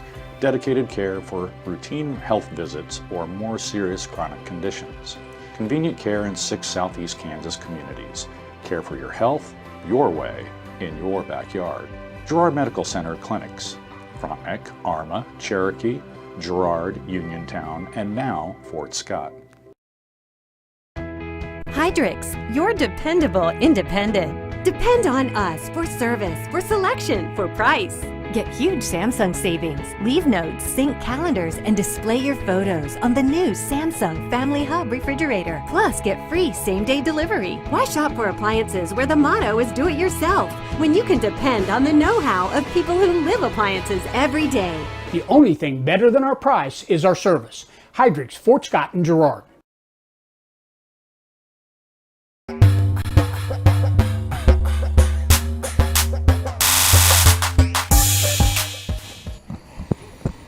So we're back with Colgan Panthers' last chance. They trail at 9-0 here in the top of the 7th. They better have a big rally to get back in this ball game. Eleanor Reek's done a great job of limiting Colgan base runners, but they will bring first baseman Flood. Will be the first chance Colgan has here. Reek's going to start her out. First pitch strike. Imagine that. Boy, she's been all over that this game.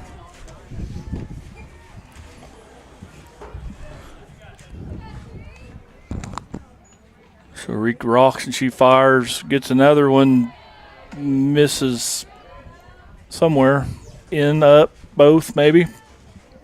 Evens count, 1 ball, 1 strike.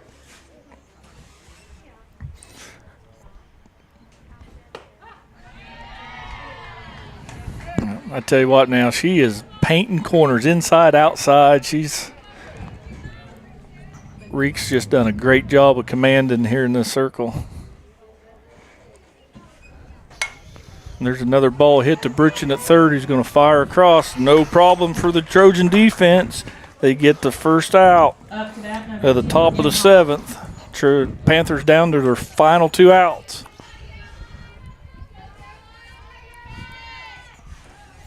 I mean, both teams are wearing that left side out. The only difference is Girard's had a lot hitting the gap that were hard hit, and Colgan's had a lot on the ground. I think 1 or maybe 2 hard hit balls for Colgan so far. Reek misses first pitch inside to Colgan's left fielder, Imhoff, who's been busy out there in the outfield, like Cooper said, chasing down Trojan gappers. Reek gets that one over but low, so she falls behind. 2 balls, no strikes.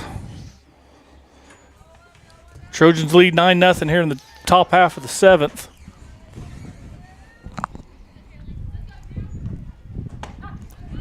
A little get me over fastball right there for Miss Reek. Get back in the count. 2 balls, 1 strike. She's got 1 out. Top of 7th. Colgan down to their final 2 outs. And Imhoff's going to foul that one way off and out of play, off down the right field side. A little behind that one.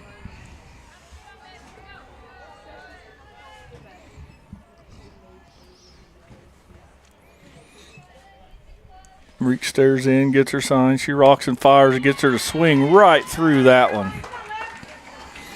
Nice pitch, outside corner again. Gets Imhoff to swing through it for out number 2. Second baseman Brill for Colgan's their final chance here. Colgan's down to their final out. They need 9 to keep playing.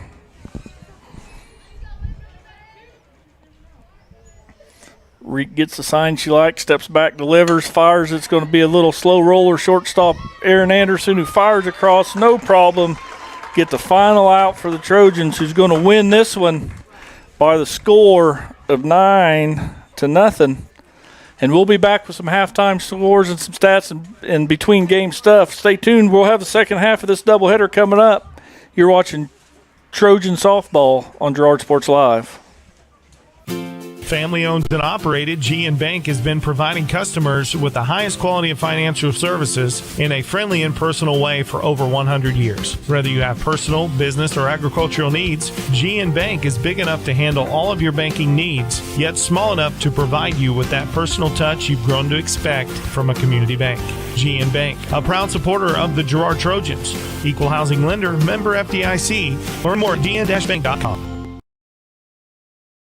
Do you have a construction project that just needs that custom touch? Are you looking for a contractor who can get it all done? Roof to floors and everywhere in between? Then call Dustin Sneed at DS Construction. With more than 20 years of industry experience, DS Construction specializes in new construction, roofing, renovations, and more. There's no job too big or small. For a free estimate, call DS Construction at 620-724-0209. That's 620-724-0209. At Girard Medical Center Clinics, we focus on what good health looks like for you. Personalized care by physicians and nurse practitioners that get to know you and your needs. Dedicated care for routine health visits or more serious chronic conditions. Convenient care in 6 Southeast Kansas communities. Care for your health, your way, in your backyard. Girard Medical Center Clinics. Frontenac, Arma, Cherokee, Girard, Uniontown, and now Fort Scott. A partner in your fields and in your success. That's what you get with Murphy Seed. Channel seedsman Matt Murphy knows your fields and can recommend the elite seed products designed to perform in your area, maximizing the profitability of every acre. With Murphy Seed, you'll get year-round, hands-on, customized service. To learn more, call Murphy Seed at 620-249-6419. Your partner at every stage. Matt Murphy and Murphy Seed. Roto-Rooter is proud to serve Girard and the surrounding area, offering sewer and drain cleaning, as well as septic and grease trap pumping 24 hours a day, 7 days a week. From toilet clogs to video inspections, sewer line repairs to complete replacements. To make an appointment, call 620-231-5630. Roto-Rooter is now owned by GHS alum Braden Peak and GMS teacher Heather Peak, and they are proud to support the Trojans. Roto-Rooter, 620-231-5630. See their ad in names and numbers. Call service is outstanding in their field, especially for those that are stuck, outstanding in their field. Coles carries a wide selection of farm, industrial, and heavy-duty tires, all from the best brands in the business. And they've got farm service trucks ready to go. Plus, Coles continues to be the place folks go for car and truck tires, repairs, oil changes, and so much more. If you're in the market for new tires in Southeast Kansas, make the right call to Coles Service, 620-724-4121. See more at ColesServiceLLC.com. Hey, Mama. Now more than ever, Crawcan is dedicated to helping keep families connected, workers to collaborate, students to learn, and businesses to continue to serve their customers, and even for doctors to treat their patients. Crawcan's reliable high-speed fiber-to-the-home network means no buffering movies or grainy video conferences, no matter how many people are using it.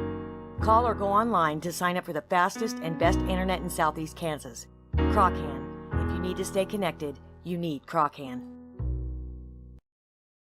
Farm Bureau is proud to support Girard High School student athletes. At Farm Bureau Financial Services, their #1 goal is to make insurance simple. Agents Judge Sasho, Lori Johnson, and Lisa Sasho take pride in educating their clients and members. There's a lot of information out there, and at Farm Bureau, they can explain it in a way that relates to you, so you can apply it to your life, family, farm, and future. To learn more, contact Judd, Lori, and Lisa at 620-724-4213. Go Trojans! Hydrix, your dependable independent. Depend on us for service, for selection, for price. Get huge Samsung savings. Leave notes, sync calendars, and display your photos on the new Samsung Family Hub refrigerator. Plus, get free same-day delivery. Why shop for appliances where the motto is do it yourself when you can depend on the know-how of people who live appliances every day? The only thing better than our price is our service. Hydrix, Fort Scott, and Girard. Mathis Drug Store Incorporated has a proud Girard history of more than 50 years. Glenn and Karen Mathis took over the store in 1983 from Glenn's father and have been providing outstanding customer care and service since. At Mathis, they know their customers by name and value their support. Primary goal is to provide fast, accurate, friendly service. Mathis is a full-service pharmacy that accepts most insurance plans and supports competitive cash pricing. Mathis Drugstore, a proud supporter of Girard High School student-athletes. You've enjoyed life. Over the years, your community has become your passion, something you hope future generations get to experience, just as you have. That's why the Girard Area Community Foundation has worked hard to help fulfill charitable goals and inspire generosity, meeting the needs of the communities they serve. Creating a legacy fund with GACF ensures what you leave behind is an effective and lasting improvement in the community you love so dearly. Make plans to visit GirardAreaFoundation.com, preserving traditions for those who follow.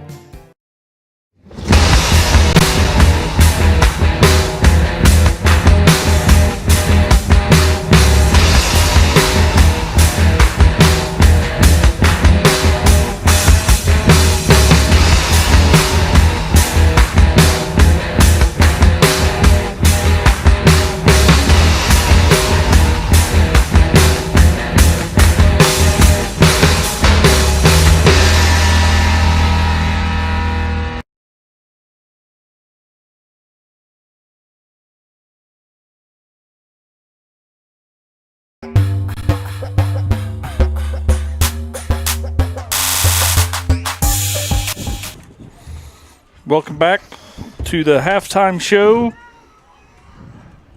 Halftime show is brought to you by GN Bank, where they've been providing customers with the highest quality financial services in a friendly and personal way for over 100 years. Personal, business, or agricultural needs, turn to GN Bank. Learn more at gn-bank.com. Well, Cooper, I'm telling you, we had a tale of two teams right there. The Trojans couldn't hardly do anything wrong, and the Colgan Panthers struggled to do a lot of things right in that game. Yeah, there was a big difference. I mean, both teams played pretty well, but Girard on the offensive end, first inning, that big hit by Riley Brooks really started off for the Trojans, and once the lineup flipped around for the second time, they were seeing the ball well. Some balls were hit really hard, but just found the wrong spots, and then they really busted open there in the fifth inning, just teeing off in that left center gap. They were wearing it out all night long, really, and that's what got them their 9 runs. But you can't forget what Wilson did on defense for him. She pitched, what'd you say, a one-hit shutout for Girard? I mean, Reek. Yeah, Reek, not Wilson, sorry. Yeah, she was awesome all game, and what really amazed me the most was that she was able to hit her spots inside, outside, and it's not a game where she struck out the most batters and made it the flashiest game, but she filled up the strike zone, getting ahead early in counts like we talked about in the pregame, and she was able to get a lot of Colgan batters really to roll over on those outside pitches where she was commanding really well. Also, not just the fastball, her changeup was working really well for her today, so really good way to start this series and CNC play for the Trojans. Yeah, like you said, Reek throws a one-hit shutout. She only had 2 strikeouts. She trusted the defense. Trojan defense played flawless. She did hit a few batters and walked one.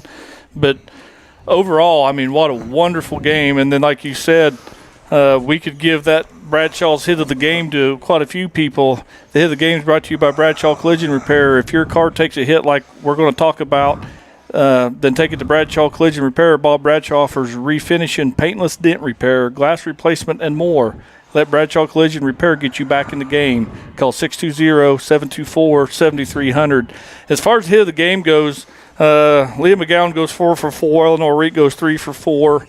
Riley Brooks only had that one hit, but, man, it came in a key situation with 2 outs to drive in a pair. So Leah McGowan's a couple doubles. I mean, they wore that left center field gap out. So we'll just give the hit of the game to 3 or 4 of those Trojan girls. Right.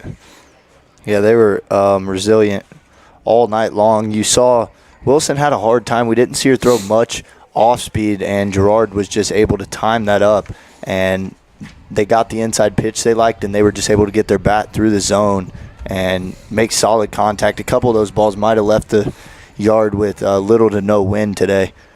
I mean, exactly what you want. You don't try to hit home runs. You try to hit hard line drives, and those turn into home runs. Amen, brother. You can't preach that enough. So we're going to take our final break of this halftime show. GN Bank halftime show, and we will be back one more time, and we'll see how long it takes. We might have to go to the begin soon deal.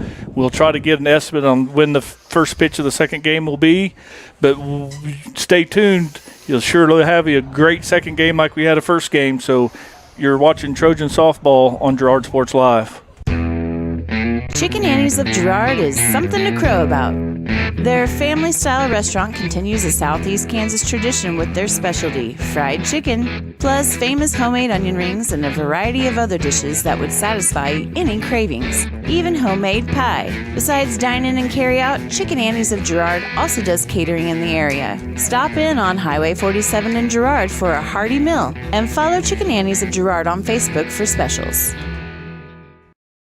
Farmers Bank is a proud supporter of Girard schools. For generations, Farmers Bank has worked with local leaders, businesses, and residents to help shape the future of Southeast Kansas. Farmers Bank is proud to have helped with the growth and development of the communities we serve. As partners in business and friends in life, Farmers Bank is looking forward to a brighter tomorrow. Farmers Bank, with locations in Hepler, Walnut, St. Paul, and Girard. Equal housing lender, member FDIC. If you're in the market to buy or sell a house, land, or commercial space, look no further than Lehman Realty. Locally owned and operated, Jason Lehman and his staff are ready to meet the needs of every client. When it comes to your listing, you can trust that Lehman Realty will take the time to get to know you and your property. Lehman Realty is a proud supporter of Girard Trojan Athletics. Learn more at www.lehmanrealty.net. or call Jason at 620-724-8020.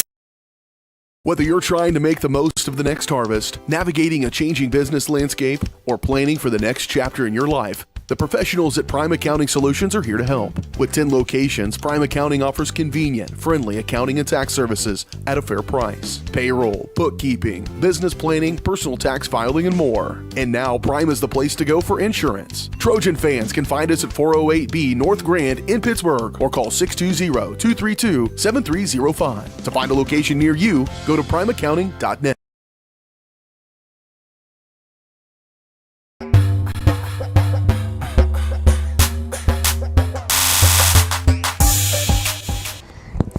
And welcome back to the GN Bank halftime show.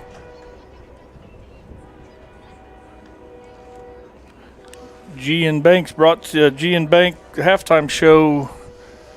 So we're going to probably step away. We'll go to the begin soon graphic. You'll hear the bong bong bong for probably another 10 or 15 minutes.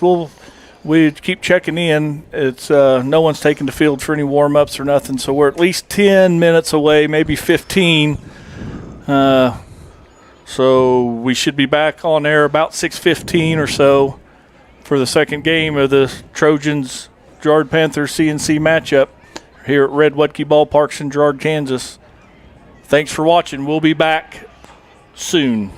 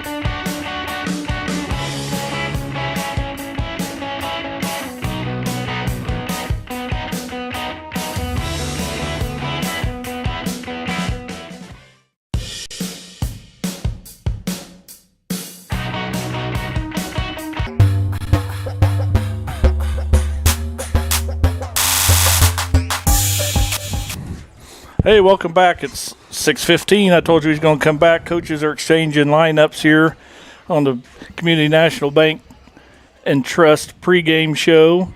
Community National Bank and Trust pregame show, serving the area for over 30 years. Stop in soon and pick up your very own Girard Trojan Instant Issue Mascot Debit Card. Community National Bank and Trust is a proud supporter of Girard Schools. Learn more online at mycnb.com. We'll go through, there's only a couple changes. We'll go through the starting lineups real quick before we get this game. It's probably going to get rolling. They're going to take in and outs here. But Girard's going to maintain the same batting order, but Reek's going to DH, and they're going to throw senior pitcher lefty Sydney Hessong. And Colgan's going to come out with the same 9, same everything. Coach Wilson for Colgan told me that he's not going to make any changes. So same thing, same result. Umpires will switch places. Like I say, I want to let you know that Girard Sports Live is presented by Crawcan, your community technology partner. Don't get bit by slow speeds and high prices. Get gigabit, the fastest internet in Southeast Kansas with Crawcan. To learn more, go to ruralfiber.org or see everything Crawcan has to offer at ckt.net. So, I don't think there's going to be any in and out, Jess. I don't think so. I think they're taking. I think Girard's taking the field here to warm up. We'll see what Miss Hessong has here. Like I say, crafty lefty's what I'm going to call her. I've known the girl for many years. She can get some outs when she's locating. She likes to pitch a little backwards. She's going to maybe start off with some change-up and some off-speed stuff. She's really not overpowering at all, has good movement. It was kind of odd. She really can be effective up in the zone, and that's kind of odd for a girl that's not really overpowering. But maybe it's just that lefty motion. Right, with those off-speed pitches, we saw a lot of Colgan batters that got unbalanced in the first game, and there wasn't a lot of velo. So if Hessong can locate her spots, then she could have a good outing tonight. 100%. I agree. That's why they don't call Cooper the best color man in the business for nothing. I wish I could claim that. So here we go. We're getting ready to start game 2 of the doubleheader. Trojan won the first one 9-0. We'll see what happens here in the nightcap. Colgan's going to start off with a bunt, and good defense by the Trojans going to let that go ahead and roll foul. Both Leah McGowan and Emmeline Senekit's watching that ball with the spin and know they didn't have a chance at that leadoff hitter Glover, so they just let that go foul.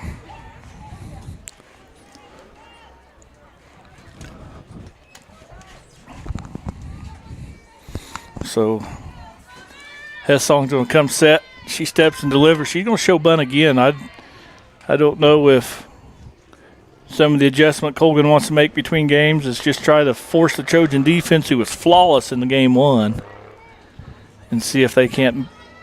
They've got the corners really in. Now we're going to swing through it, and that's the strategy of a fast pitch softball. We show bunt a couple times, we get those corners coming in, and then we take full cuts, and it just opens up a lot more angles for base hits. Yeah, you see them slash a lot too. They show bunt, they pull back and just don't even stop their motion, just go straight from the bunt into the load and swing. With 2 strikes, the corners are back, and we're going to fault this up. Leah McGowan's going to take a look at it, but it's going to be off the netting. So Hessong's done a good job here to stay ahead in the count. She's up 1 ball, 2 strikes to the leadoff hitter Glover, center fielder for Colgan in the nightcap. Top of the first.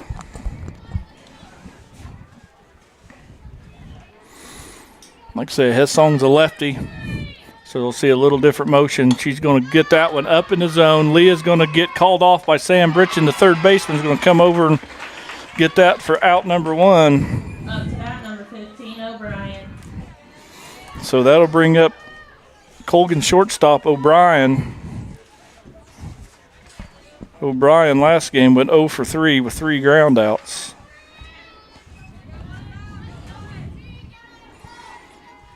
So Hessong gets the first out of the game, no problem, and she's going to take strike 1.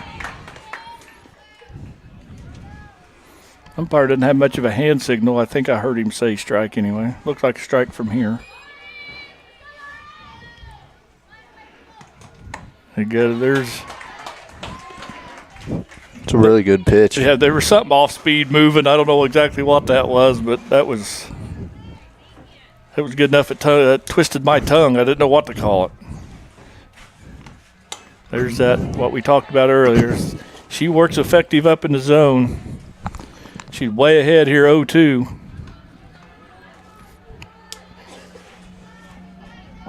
Trojan defense going to play straight up here. Why not? Like I said, they were flawless in that first game. There's a nice call it off. There you go, Aaron Anderson. Little pop up to the shortstop. Number 8, Wilson. For out number 2, brings up Colgan starting pitcher Wilson. So Hessong working strong here early in this first inning. Got first 2 batters she's faced, got them to lazy little pop-ups. 1 foul, 1 fair. I think she left that one a little high and outside. Not a bad spot to miss. She comes right back with that one.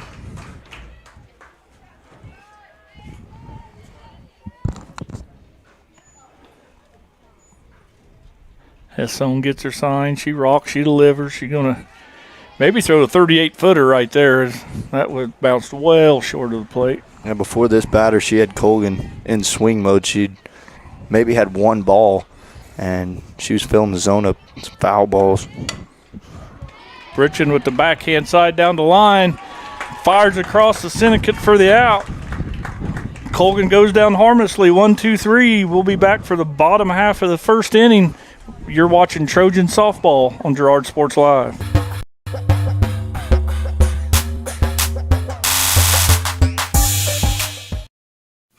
Family owned and operated, GN Bank has been providing customers with the highest quality of financial services in a friendly and personal way for over 100 years. Whether you have personal, business, or agricultural needs, GN Bank is big enough to handle all of your banking needs, yet small enough to provide you with that personal touch you've grown to expect from a community bank. GN Bank, a proud supporter of the Girard Trojans. Equal housing lender, member FDIC. Learn more at gn-bank.com. Thanks to your support, Canara Eye Care has expanded. With double the space, they offer more exam rooms, larger optical selection, and extended hours to fit your schedule. And with the latest technology, they can quickly diagnose any eye-related issues. All patients are welcome at Canara Eye Care, the clear choice for your family's vision.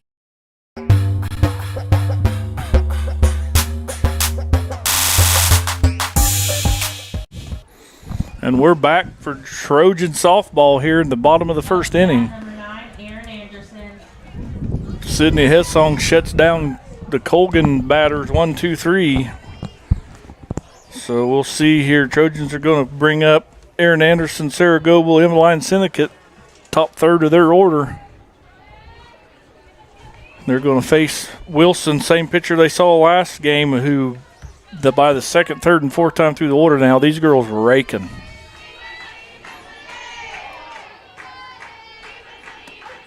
Anderson's going to look at ball 1 here, see if it looks any different from last time she was up there.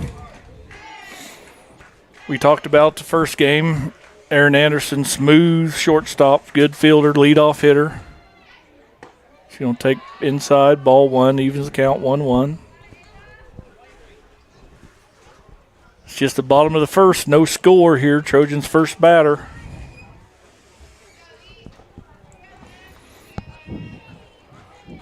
Wilson's going to rock and fire, and she just got underneath that one a little bit. Going to fly out to center field. You can tell she just missed it. Number 11, Sarah Goebel. That is 8, not 7 for the first out. So that brings up right fielder Sarah Goebel, senior. Showcased some speed last game, just an all-around good player. Chokes up on the bat.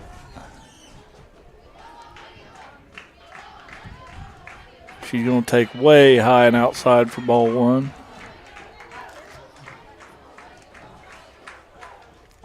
At the pace of these games, Cooper, no, you have to turn any lights on.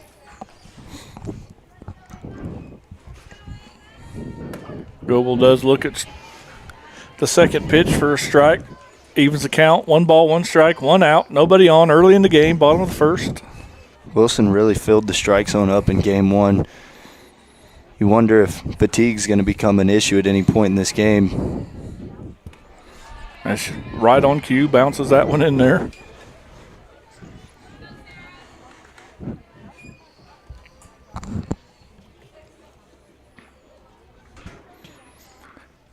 Colgan starts out with that left center field gap pinched a little bit as Goebel kind of goes the other way and fouls it back and out of play.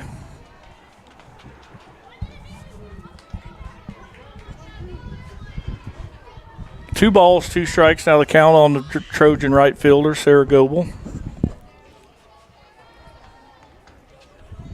She gets set in the box, takes the pitch, fouls it a little bit late again, fouls it back and away.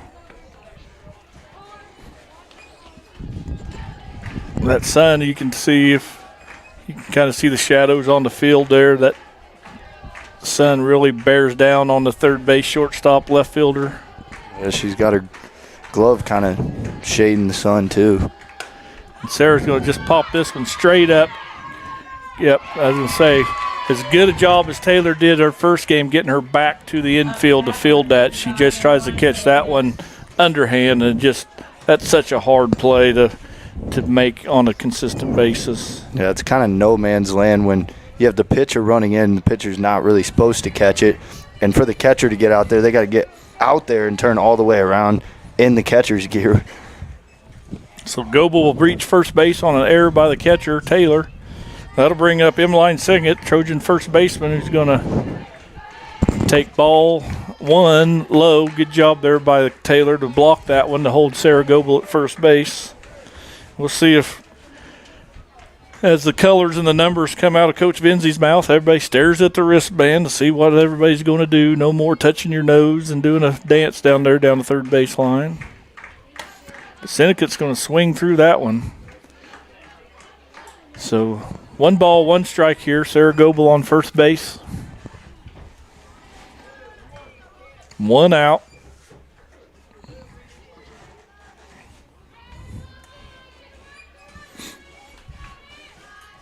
Sennekett sets herself in the box, stares down Wilson, who's going to – she's there. Yep. Goebel got a little bit of late jump. A good throw might have got her. Throw come in a little bit high, and shortstop was late getting the tag down and then ended up dropping the ball anyway. But stolen base by Sarah Goebel nonetheless. Puts a runner in scoring position for Trojan's 3-hole hitter who's up in the count, 2 balls and 1 strike. Now Sennekett hits that hard, but a mile high, and that is nowhere. I bet that center fielder would like to know where her shortstop is. That ball doesn't leave the dirt up against that hard wind. And I'm about going to have to credit Sennekett with a base hit on that one. Yeah, I don't think the shortstop thought that ball was coming all the way back. She saw it go up, and it was probably landing on the Trojan logo. And ball just kept coming back. Wind knocked that down. So Trojans got 2 on and 1 out here for hot-hitting catcher Leah McGowan, who just destroyed Colgan pitching in the first game. She swings through that first pitch, gets herself down in the count, no balls and 1 strike. See if Leah can stay hot. And she gets underneath that one, lifts it up in the air. Infield fly rule surely is called here. So she's going to fly out to the second baseman for out number 2. So Trojans got 2 on, but they got 2 outs here. See if they can't strike early. Eleanor Reek, who's threw a gem the first game, threw a 1 strikeout. One hit shutout with only 2 strikeouts. Really trusted her defense in that first game. She's going to take inside and low for ball 1. But Trojans, they kind of went down 1-2-3 in the first inning of the first game, so they're making a little noise early this game. That's a strike, outside corner. Goebel with a little delay steal. She's going to take third. That was a true delay steal. She didn't break with the pitch. She waited till the catcher kind of fell asleep on her and took second base, and Syndicate follows behind her. So we got runners in scoring position, second and third base for Eleanor Reek, who takes strike 2 on the inner half of the plate. So now she's got to hit a pitcher's pitch here. 1 ball, 2 strikes, 2 on, 2 out. Early in the game, bottom of the first, 0-0. Trojans, Colgan Panthers. That's outside. Got the umpire to flinch a little, but that was outside. Perfect location on a 1-2 pitch right there, Cooper. Yeah, exactly where you wanted it. Catcher was set up outside, just waiting on it. So we'll see what happens here. 2 balls, 2 strikes, and Reek's going to blast one, but that wind's going to hold that one in maybe. At the fence against to the warning track at the fence. Eleanor give it all she had. If that wind's not blowing, I'm afraid that one's long gone. But nonetheless, ballpark holds her. We'll be back. Top of the second. Tie ball game, 0-0. You're watching Trojan Softball on Girard Sports Live.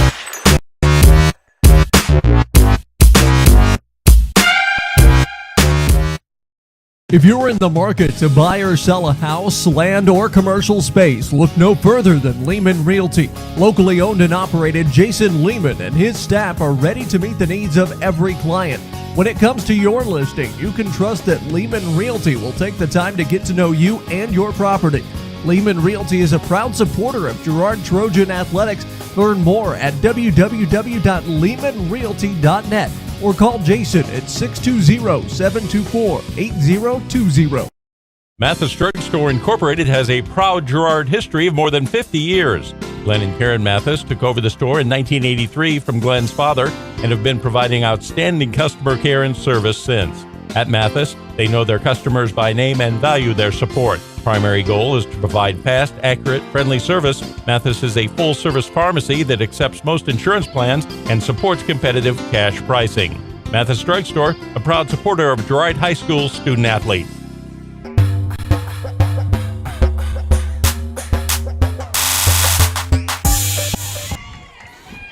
Welcome back. Trojan Panther softball nightcap, top of the second game. All knotted at zeros, still early here. Colgan goes down 1-2-3 in their top half of the first. We'll see what the first pitch swinging. Fly ball out to Riley Brooks in center field here. So that's it for the Panthers catcher. She flies out to center for out number 1. That'll bring up first baseman Flood. So Colgan continues to swing early in the count. Hessong's doing a good job like Rika in front of her, feeling that zone early. Leaves that one up in the zone. Over, just a little high.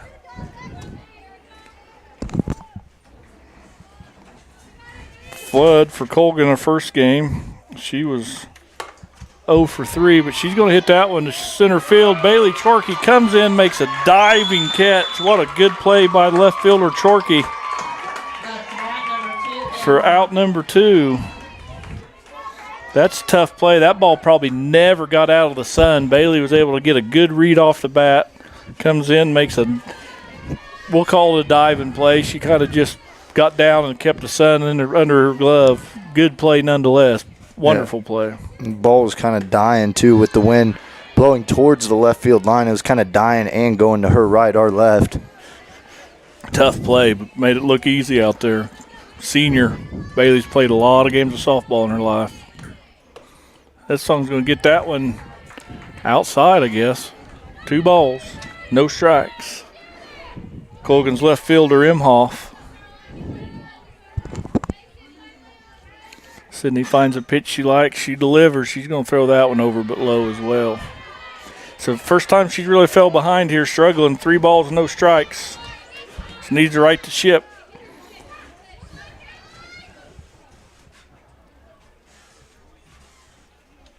There she's just going to get me a just straight take all the way by Colgan Panthers left fielder Imhoff as Sydney Hessong throws a belt high down the middle for strike 1. So 3 balls, 1 strike, 2 out, nobody on. Sydney gets her swing through that upper ball. Somebody needs to call it. Aaron Anderson going to take charge from the shortstop position. So the Colgan Panthers go down 1-2-3 again. So we'll be back with this bottom half of the second inning, all tied up at zeros. You're watching Trojan Softball on Girard Sports Live.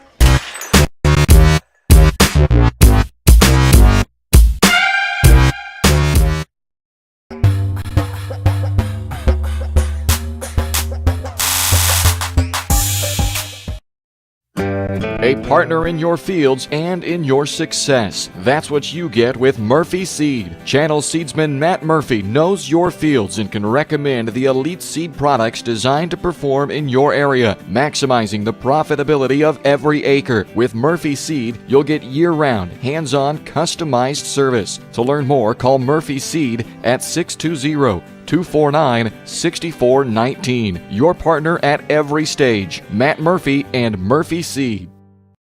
Whisper a phrase into a person's ear, then. And we're back here. Colgan pitcher doesn't want any warm-up throws, so this was a short between innings. So Trojans will bring Bailey Turkey, who you just saw make a wonderful play out there in left field.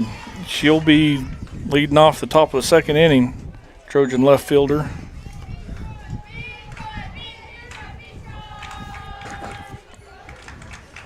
Wind's maybe dying down just a little, but still blowing pretty hard. Bailey's going to swing under that one, hit it straight up, turnaround catcher. Nope, foul ball. She there again made that cardinal sin as a catcher, trying to catch that out in front. And you just can't do that, Cooper. Don't want to knock it fair. She's lucky it was that close to the line that she didn't tip it and it went fair territory.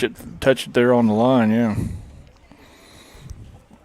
Torquay gets new life, and she swings through that one for strike two. But Bailey's got a good swing, normally makes good contact. Struggled a little bit in that first game.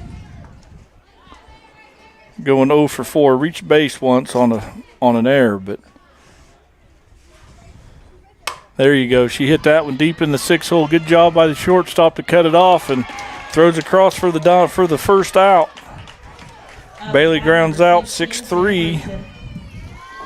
That'll bring up Bruchin, the third baseman for the Trojans, who's played that hot corner really well, really defensively has just been solid third base. Sam waggles the bat, holds the hot bat up high over her head, brings it back. Coxon drives that to right center field against the teeth of that wind, and there's Osborne out there in right field to secure the catch. So 2 quick outs for Colgan pitching.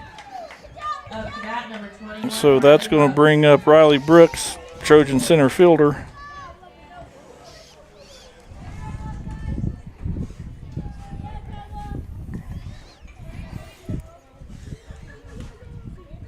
Riley's going to take high, ball 1.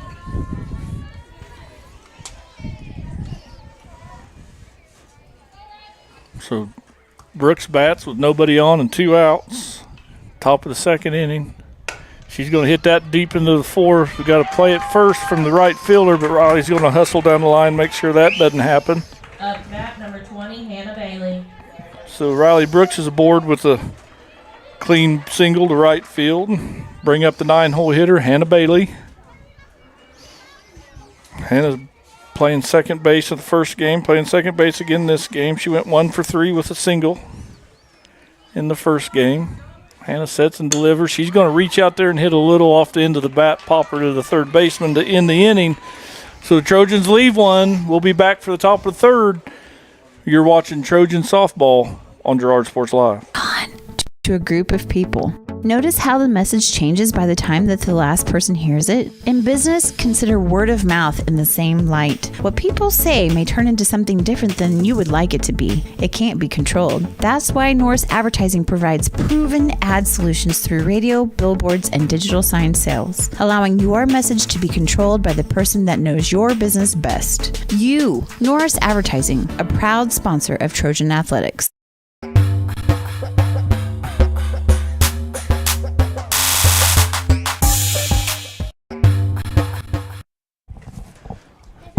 Welcome back, Girard, Kansas. Redwood-Key Ballpark. Sydney Hessong, you see, taking her last warm-up pitches. For the top of the third, we will face the bottom third of the Colgan's order. Brill, Westhoff, and Osborne due up for Colgan Panthers. Trojans win the first game 9-0. If you're just joining us, you missed a gem. Eleanor Reek throws a one-hit shutout, 2 strikeouts. Trojan offense combines for 12 hits and 9 runs. They just put on a clinic on how to play softball. Early this game, though, it's knotted up at zeros, but it's still early. Sid steps to the rubber. She finds the pitch she wants. She rocks and fires. Little foul ball off the glove of the catcher. Brill plays second base for the Colgan Panthers. Brill, of course, went 0 for 3 with... Oh, she smokes that one up the middle. Sydney gets out of the way. Brooks cuts it off, fires it in for a clean single. There's the first hit for the Colgan Panthers. We get that out of her way early. They didn't have a hit till the bottom of the fifth or top of the 5th inning on their first game. So bring up Westoff. Bunting situation. I'd say Colgan wants to score some runs here. She takes strike 1. That's a good pitch. Great location. I would, Cooper. I would want it. Being shut out the first game, I'd want to move every runner I could here. Put some pressure. And that's why I get there, Hannah. She knocks it down. She's going to be able to keep it on the infield, but not going to have a play. That was a good job to knock it down. I was surprised the middle infielders weren't a little more pinched there in case of a steal or right there, chance to get the lead runner out. But still keeps the runners on first and second instead of first and third with that diving stop. Bailey did a great job there. That's going to bring up the right fielder for the Colgan Panthers, Osborne, who swings at the first pitch and fouls it back. Panthers threatening a little bit here with runners at first and second. Nobody out here in the top of the third. Hessong needs to bear down and get out of this. She fires and delivers. Osborne swings right through it. She got her 0-2 here. Sydney needs to be smart. Trust her senior catcher she can throw anything she wants. And McGowan's going to keep it in front of her. And there, that'll work too. Infield, that's going to be a fly ball out to left field. Jorky snow cones it, ends up gathering it to her belly with no advancement from the runners for the first out. Woo! Yeah, that was close there. Sun might have been in her eyes a little bit. And no doubt. Had to double clutch to try and catch it. Yeah. She makes a diving highlight reel play and then routine ball almost ate her up. So Sydney's going to leave that one up. She got the first out. Panthers come on, ball it at the top of the third, and first 2 base runners hit ripping singles, and they roll this over back to their leadoff hitter Glover, center fielder. Hessong's going to just miss on the inside right there for 2 balls. No strikes and 1 out. Top of the third, still tied up, 0-0. There you go. Hessong's got her in swing mode there, working up in the zone a little bit, gets her to foul that one off the umpire.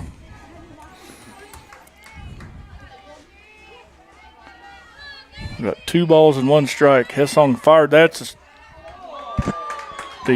think he called that a strike. Yeah, 2 balls, 2 strikes. Get the groan from the Colgan crowd over there, but that's a strike. It might have been a touch on the low side. It's not where the catcher catches it. It's where it crosses the plate. Step on your base. She's going to be safe there. Going to get the lead runner. So Brill's going to be retired, 5 unassisted. That'll move Westoff to second. Glover's going to reach by a fielder's choice. There's 1 out. Now we got 2 outs now. We had the one down the line there. You're right. You're right. It's going to be 2 on and 2 out. Take another ground ball at somebody, wouldn't we, right here? Yeah, get them out of the inning. That's the best thing that could happen.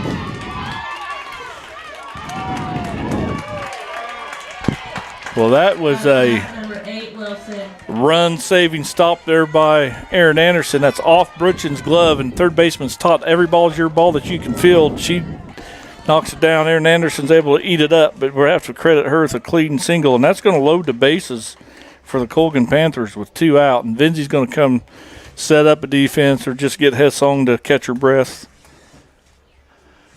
But there again, Trojans displaying some fantastic defense. Yeah, if it wasn't for those 2 knockdowns in the infield, there could have been 1, possibly even 2 runs already scored this inning. So now just getting ahead in this count, it's big. I mean, 3-hole hitter coming, or 3-hole hitter coming up for Colgan. Yeah, Wilson. Pitcher trying to help her case a little bit. Bases full of Panthers out there, 2 out. And that's what we was talking about right there, about trusting your senior catcher. You're still able, with the bases loaded, throw any pitch in your repertoire because you got a senior catcher, Leah McGowan, back there who will just use her chest protector and keep everything in front. And that's a line drive, lot hit to center field, but Riley Brooks is all over that with a good first step in. So the Panthers leave the bases loaded but can't score anything, so we're still tied at 0. Trojans coming back in the bottom half of the 3rd inning. You're watching Trojan softball on Girard Sports Live.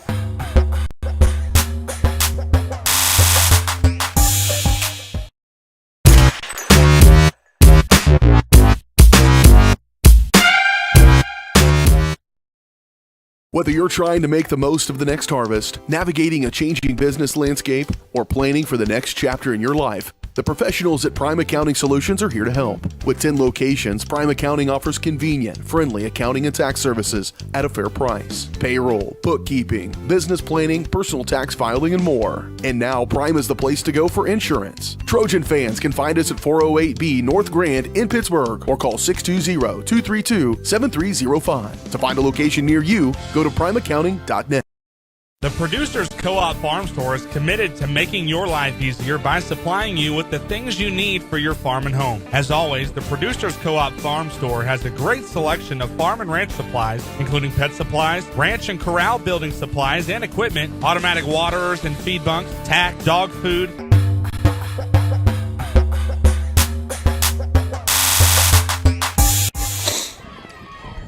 And we're back here at the top of the order for the Trojans in the bottom of the 3rd. Aaron Anderson's going to lead off in the 2nd time this night, and she's going to rope one past the 3rd baseman.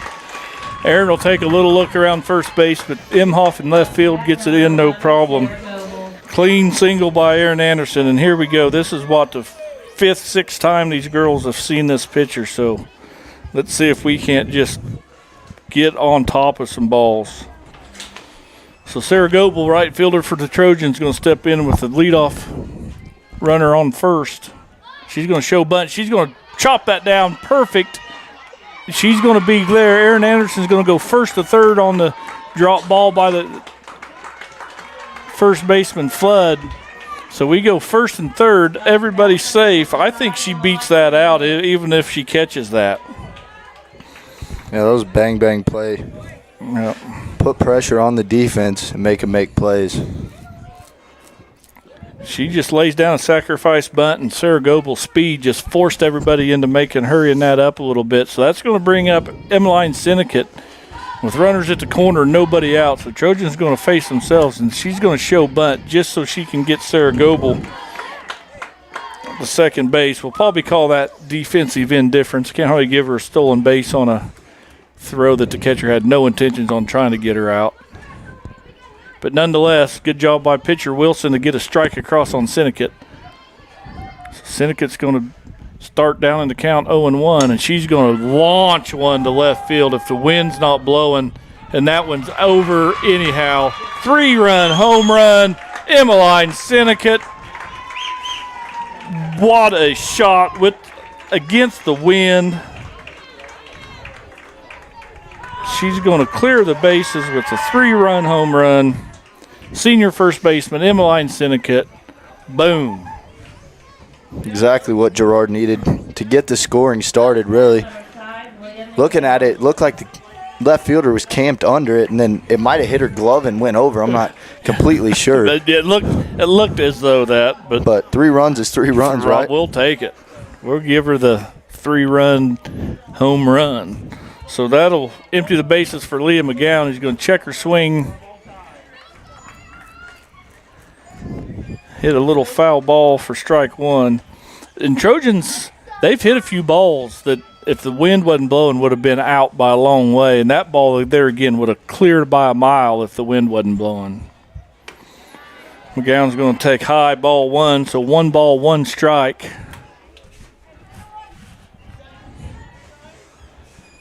Nobody out. Base is empty here.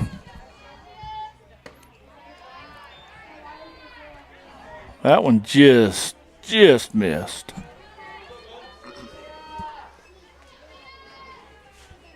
It's 2 balls and 1 strike to count on the catcher, Leah McGowan. She's going to take that one. Same spot, other corner. That caught a lot of the plate. So Leah evens the count. 2 balls and 2 strikes on a hot hitter. We'll see what she can't do with this one. She's going to hit one high to the right center field gap. That one's going to hang up in the wind. The wind really knocks that one down going that way. So she's going to fly out to the right fielder, and that's just the first out of this inning. So the Trojans have played at 3 on a big 3-run home run by Emmeline Sinnecott. And that's going to bring up the Trojan designated hitter, Eleanor Reek. She smoked a couple hard hit balls this game, and she's going to do the same thing here. Just going to take that one right back where it come from, up the middle for a single. Up to bat, number 7, Bailey Torkey.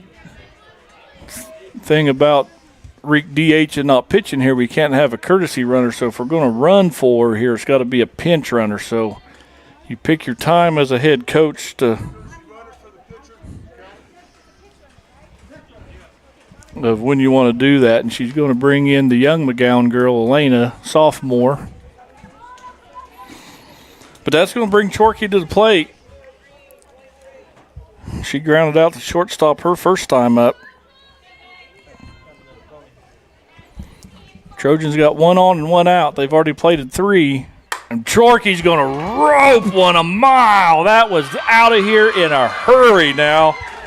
They are on fire. You talk about that ball didn't get 15 foot in the air. A line drive home run over the left field wall by Bailey Chorkey for 2 more runs. Yeah, she was due for it after 0 for 4 you said in the first game. Yeah. And then she's been seeing the ball well. She's been on it, just hasn't been able to connect. But there, huge confidence booster for her. Yeah, Bailey Chorkey, I'm telling you, you're 100% right there. She's hit some balls hard and just been all over it, just barely missing. Game of inches, the softball is. Yep. So Sam Britchen's going to be first pitch swinging. They're going to wear this right field gap out. That gets by both center fielder and right fielder. Sam Britchen's going to just be satisfied here with a stand-up double. So if I'm Coach Wilson for Colgan, I might want to go see if I need a breather, if I got somebody in the bullpen, or I don't know how deep Colgan is. Yeah, it doesn't look like they have anybody warming up over there, which I can't fully see, but he hasn't moved from his bucket yet. So Brooks is going to hit one in the 5-6 hole. They're just going to play merry-go-round. Somebody put a quarter in the merry-go-round. Everybody just takes 1 base at a time here. So Britchen goes to third. Brooks goes to first on a clean single. Makes her 2 for 2 this game. And that's going to bring up Hannah Bailey, Trojan second baseman, and be the 9th batter to come to the plate for the Trojans. Still only 1 out. Trojans on a 5-run lead here. Runners at the corner. I'd say Riley Brooks is taking second. She's going to bounce one in. That's a great job there by Taylor, Colgan's catcher there, to play that one off a hop. So that moves Brooks to second base. Britchen's on third base. Vinzi's going to have a quick chat there with second baseman Hannah Bailey to see what, I don't know what we got a play put on, but Hannah's going to come out. She's going to hit the ball on the ground. It's going to be a slow roller. We got runners everywhere. Now we got it picked off again. We don't know what to do. Now we're going to get everybody's going to be back safe. That's a great job by base runners. Riley Brooks maybe screwed up a little bit going on contact when the third base runner didn't. You can't go anywhere unless the runner in front of you does, but they get the pick along enough to get everybody safe. So yeah, you got to watch the runner in front of you, and on third base, that's a tough read because it's so soft hit. You don't know if the pitcher's going to bounce off the mound and get that ball, and if she does, then you're Toast. done at home. And if it gets past her, then you're scoring easy. So that's a tough read, but really good base running, kind of go pickle back and forth. Yep, that's going to bring up leadoff hitter Aaron Anderson, who's going to hit a single. That's going to plate both the runners. Brutchen and Brooks is going to slide across for a 2 RBI single by Aaron Anderson, and someone's opened the floodgate. Put Hannah Bailey to second. Aaron, and there's Coach Wilson here. He maybe be a batter or two too late, but he's going to make a little quick mound visit here. I don't see anybody. I agree with you, warming up over there. He might not be very deep, or his other pitcher might be already a position player. So, what do you tell him here after you've batted around and got one out, Cooper? What do you tell your pitcher? I mean, there's not anything you can change in the past. So if I'm him, I'm just telling the pitcher to go right at him and throw strikes. I mean, you're not just going to sit there and blow it past him. She's pitched about 9 innings now. So really just put the ball in the strike zone, and if you guys field a ground ball, just get it for sure out. Try and limit the bleeding, get out of this inning. Let's go hit as soon as possible. I'm sure Gobel's going to hit a little infield fly, and I'm sure I can't hear the umpires, but I assume she's going to call an infield fly to the second baseman right there. That's the second out of the inning. That's going to bring up Emmeline Syndicate. And we all know what she did her last time up, hit a 3-run bomb.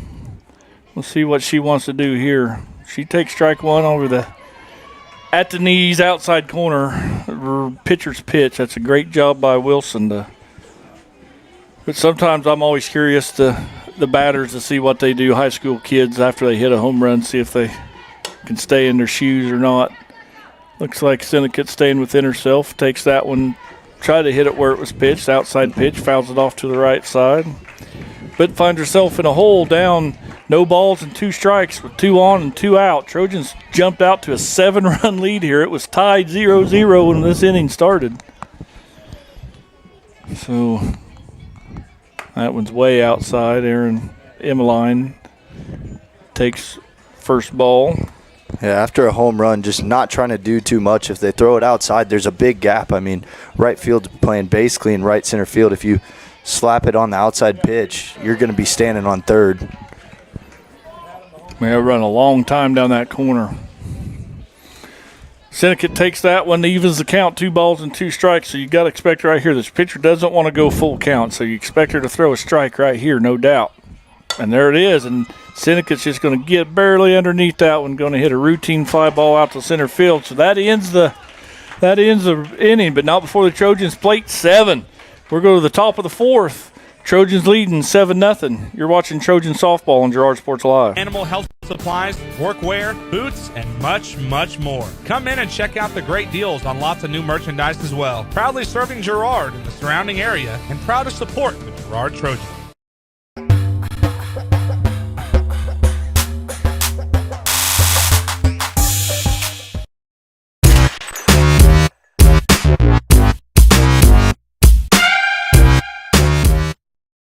Roto-Rooter is proud to serve Girard and the surrounding area, offering sewer and drain cleaning, as well as septic and grease trap pumping 24 hours a day, 7 days a week. From toilet clogs to video inspections, sewer line repairs to complete replacements. To make an appointment, call 620-231-5630. Roto-Rooter is now owned by GHS alum Braden Peak and GMS teacher Heather Peak, and they are proud to support the Trojans. Roto-Rooter, 620-231-5630. See their ad in names and numbers.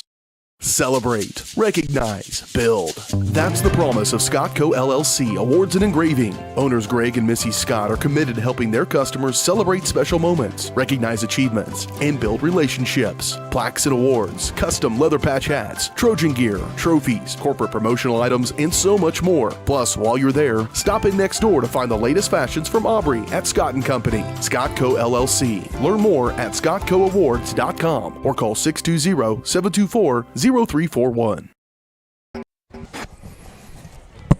All right, and here we're back for the top of the fourth. Panthers trail the Trojans 7-0.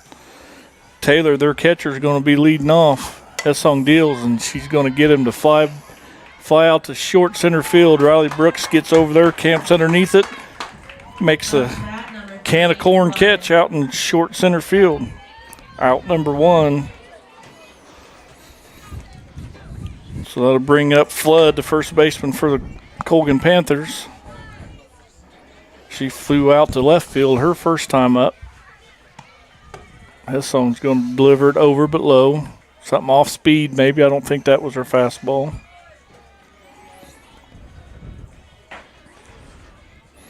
Hessong pitched out of a bases loaded jam last inning. She gets that one over the inside corner for a called strike one. 1 ball, 1 strike, 1 out, nobody on. Trojans lead 7-0, top of the fourth. Hessong's going to get them to go underneath it. Sam Britchen's going to just take charge at third base and say, I got it, and secure the catch for out number 2.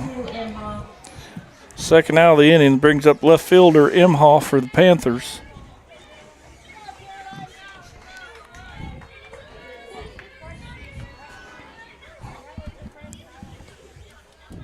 So Hessong, she steps back and fires, floats one over the inside part of the plate, ball 1.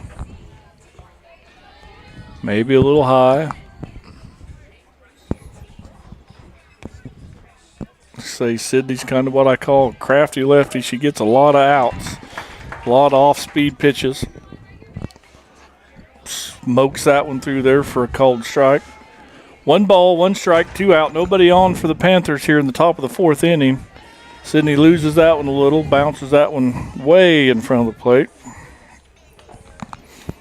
On Colgan's left fielder, Imhoff. She flew out to the shortstop, her first at bat, and 0 for 3 her second in her first game. Sid might be losing a little bit here. 3 balls, 1 strike, 2 out. She needs to come right at these hitters with a 7-run lead. You don't want to give Colgan any free bases. Sid gets her sign she likes, and she comes in there, and she lost that one a little bit outside, maybe a touch low. So there's another base runner for Colgan on a walk. And Brill started that deal. She's up to bat. She started that rally last inning for the Colgan Panthers. We'll see what she does here. She's first pitch hacking. She fouls that one back off the top of the net.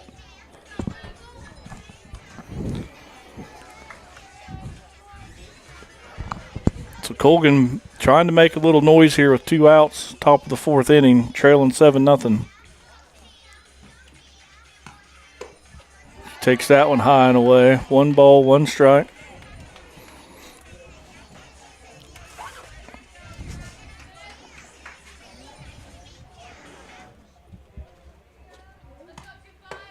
Gets Brill to swing through that pitch.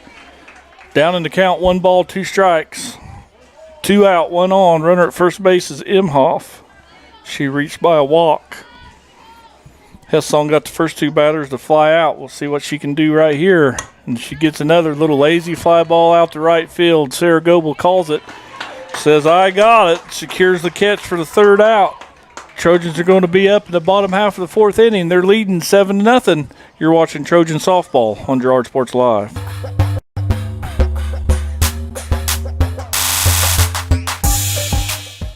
For years, James Brumbach and Brumbach Service Center have been keeping area residents on the road with high quality and fast service. Let's face it, none of us have time for a breakdown, so be sure to stop by Brumbach's for preventative maintenance, oil changes, and tire repairs. Brumbach's is also your place for new tires with a variety of quality brands to choose from. Brumbach Service Center, 312 East St. John in Girard. Call 620-724-6770. Good luck, Trojans, from Brumbach Service Center. Community National Bank and Trust has been serving the area for more than 30 years with a strong commitment to the highest quality leadership and banking services. Stop in soon and pick up your very own Girard Trojan Instant Issue Mascot Debit Card. While you're there, be sure to ask about Secure Lock, mobile banking, Guardian Secure Checking, and People Pay. Learn more at mybankcnb.com. Community National Bank and Trust is a proud supporter of Girard Schools. Member. So welcome back. Red Wutke Ballpark's home of your Trojan softball team, leading 7-0 against Colgan Panthers here in the bottom of the 4th inning. Senior catcher Leah McGowan steps into the batter's box. She's going to take low and outside maybe. Ball 1. Trojans up, like I said, 7-0 in the driver's seat. Had a great big inning last, and Leah McGowan's going to take a great big swing and just miss it. Second baseman's going to make a routine catch over the base for out number 1. That's going to bring up designated hitter Eleanor Reek. Reek swung a pretty hot bat last game. She's hit the ball hard this game. We'll see if she can stay hot. No chance that one was a never strike. Bounced well in front of the plate. Might have been a 30-footer.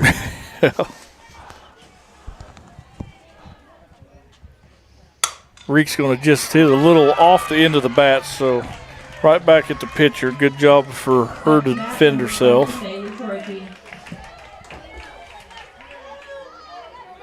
That's going to bring up Bailey Chorkey, who hit a laser shot out to left field her last time up.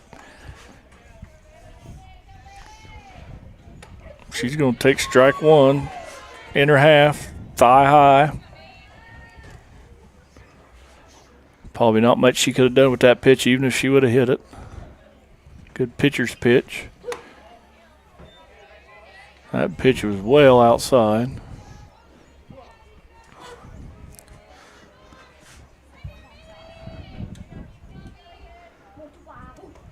Bounce that one in front of the plate. Should be 2 balls and 1 strike. Trojans left fielder Bailey Chorkey. He's made a spectacular diving play and hit a laser home run. She's going to hit a hard-lid hopper to third base, but Westhoff fields it cleanly, fires across the flood for the 3rd out. Trojans go down in order, 1, 2, 3 in the bottom of the 5th, or the bottom of the 4th. We'll be back for the top of the 5th. You're watching Trojan softball on Girard Sports Live. Go Trojans!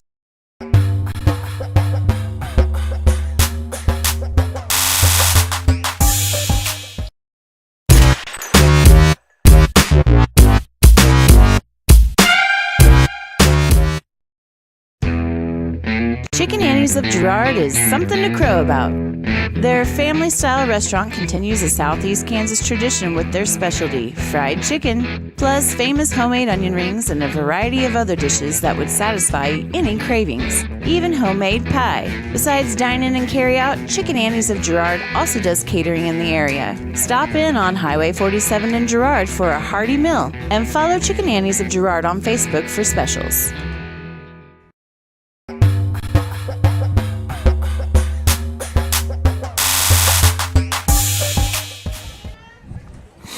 And we're back here live, top of the 5th. Trojans lead 7-0. Colgan's going to bring up Westhoff, Osborne, then back to the top with center fielder Glover to face Sydney Hessong in the Trojan defense. Sydney's going to leave one inside. Westhoff's going to hit it a mile foul, but hit it really hard. She got way out in front of that pitch by Hessong.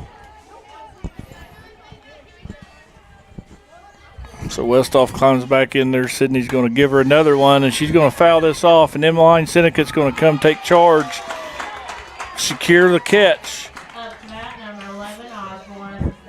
for the 1st out here. So Westhoff hits a loud strike on a foul ball, but ends up popping out to Emmeline Syndicate on first base.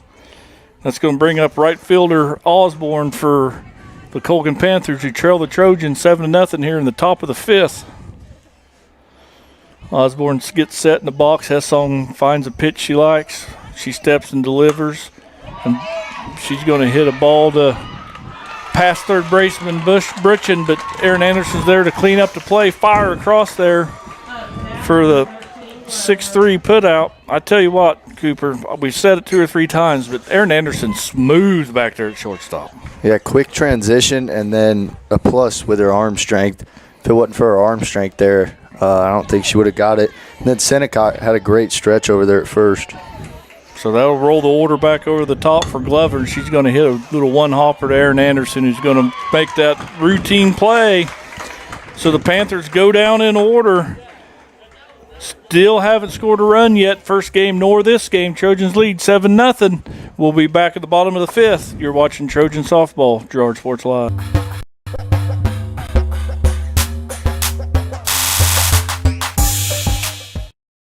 Hey, Mama. Now more than ever, Crawcan is dedicated to helping keep families connected, workers to collaborate, students to learn, and businesses to continue to serve their customers, and even for doctors to treat their patients. Crawcan's reliable high-speed fiber-to-the-home network means no buffering movies or grainy video conferences, no matter how many people are using it. Call or go online to sign up for the fastest and best internet in Southeast Kansas. Crawcan. If you need to stay connected, you need Crawcan. Do you have a construction project that just needs that custom touch? Are you looking for a contractor who can get it all done? Roof to floors and everywhere in between? Then call Dustin Sneed at DS Construction. With more than 20 years of industry experience, DS Construction specializes in new construction, roofing, renovations, and more. There's no job too big or small. For a free estimate, call DS Construction at 620-724-0209. And we're back here at the bottom of the fifth. Sam Britchen's third baseman for the Trojans is going to step in. She's going to take a pitch outside from Colgan's pitcher, Wilson. Wilson's thrown every pitch the Trojans have seen so far both games. I'm sure she's going to be gassed tonight. Britchen's going to hit a ball mile high straight away, kind of out in center field, left center field. Center fielder comes over, cruises underneath it for an easy catch for the first out of the Trojans' half of the fifth inning. So that'll bring up Riley Brooks, who's 2 for 2 this game and hit a 2 RBI single, I know for sure, first game. So Riley swinging a hot bat, plus making pretty good. She's going to hit that one up the middle. That's going to be past the pitcher. That's going to be another single for Riley. Have yourself a game here, Brooks. 3 for 3 this game with 3 singles.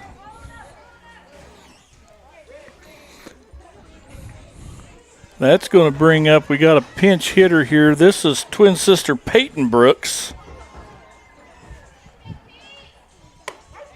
She's going to take called strike 1. So Peyton comes in to bat for Hannah Bailey in the bottom of the fifth inning here.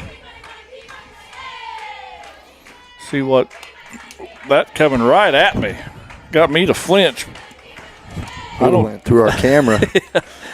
I know there's a net and a window and a wall and everything in between me, but I still went, ugh.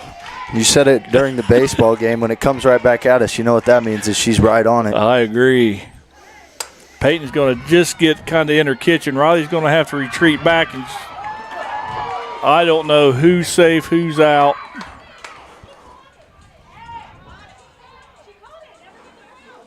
We're going to have a little conversation. The shortstop. So we're going to get doubled off. They're going to call a catch. Here, we'll just stay here. I want to talk about this play a little bit.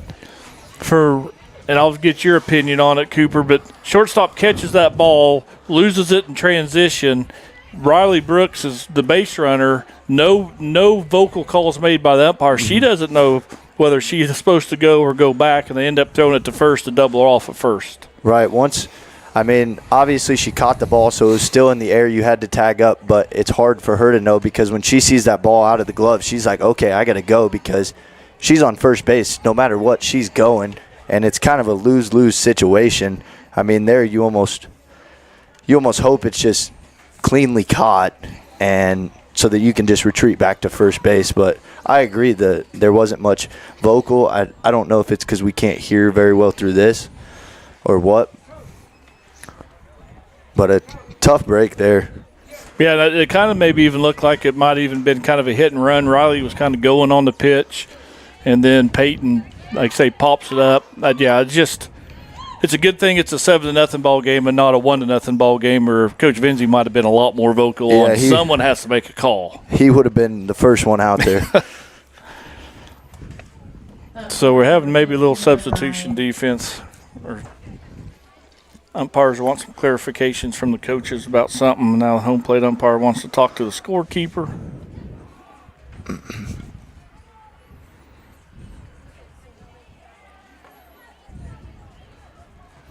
Evidently, no one reported the substitution to the Colgan scorebook. She's down there talking to the home plate umpire about, I assume it's about Peyton Brooks in for Hannah Bailey. So all that squared away. That's going to bring up shortstop O'Brien for the Colgan Panthers, who trail the Trojans 7-0 here in the top of the 6th. O'Brien's going to show bunt, swing through it like he's talking about the little slash play.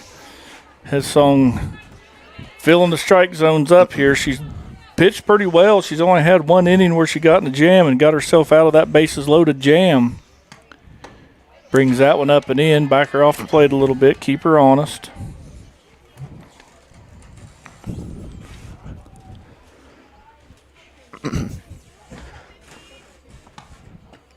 That's over but low.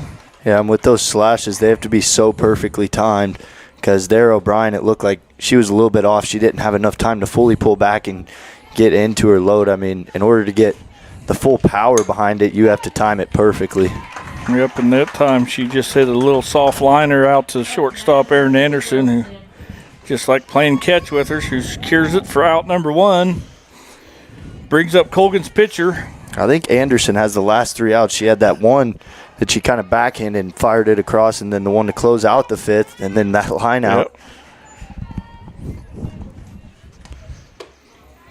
Yep. Takes that one over but high. Hessong kind of floated that one up in the zone. Didn't quite have the drop on it she normally gets. There she throws that one across. Sid's working pretty good. I like her pace. She's gathers herself, staring down that catcher. She knows what she wants to throw. Her and Leah's on a good routine here. And there again, we're going to get a little pop up. Sam Britchen will have no problem gathering that up. Yeah, she's thrown kind of like Reek in the first game. She threw inside and out very well, and also commanded her changeup well. We're seeing a lot of the same things from Hessong. I'd say that is a Coach Vinzi, Coach Sawshow type of deal. It looks like Coach Sawshow is the one calling pitches. She's the one sitting on the bucket in the doorway over there anyway. Going to leave that one out. She falls behind Colgan's cleanup hitter, catcher Taylor. 2 balls, no strike, got nobody on and 2 out. Trojans still lead 7-0 here in the top of the 6th. And there we go. She hits it through the 5-6 hole. Chorkey's quick to get it in. The hold Taylor to a single. But there Colgan comes on again with 2 outs, gets a base runner. That's happened a couple times. We're going to have a courtesy runner for the catcher.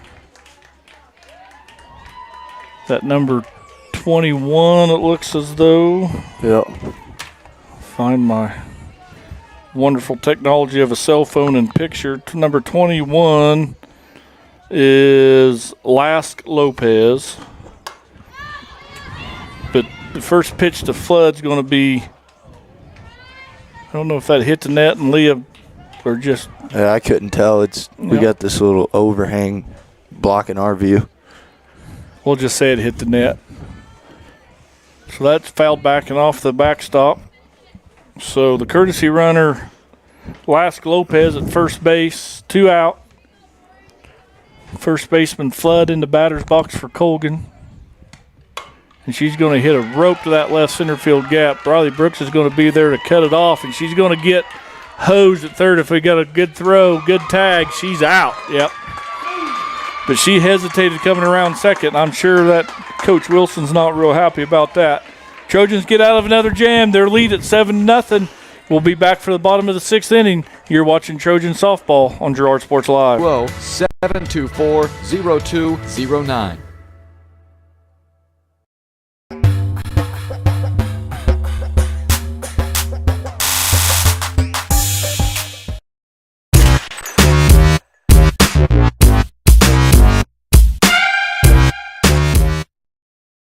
Farm Bureau is proud to support Girard High School student athletes. At Farm Bureau Financial Services, their #1 goal is to make insurance simple. Agents Judge Sasho, Lori Johnson, and Lisa Sasho take pride in educating their clients and members. There's a lot of information out there, and at Farm Bureau, they can explain it in a way that relates to you, so you can apply it to your life, family, farm, and future. To learn more, contact Judd, Lori, and Lisa at 620-724-4213. Go Trojans! Farmers Bank is a proud supporter.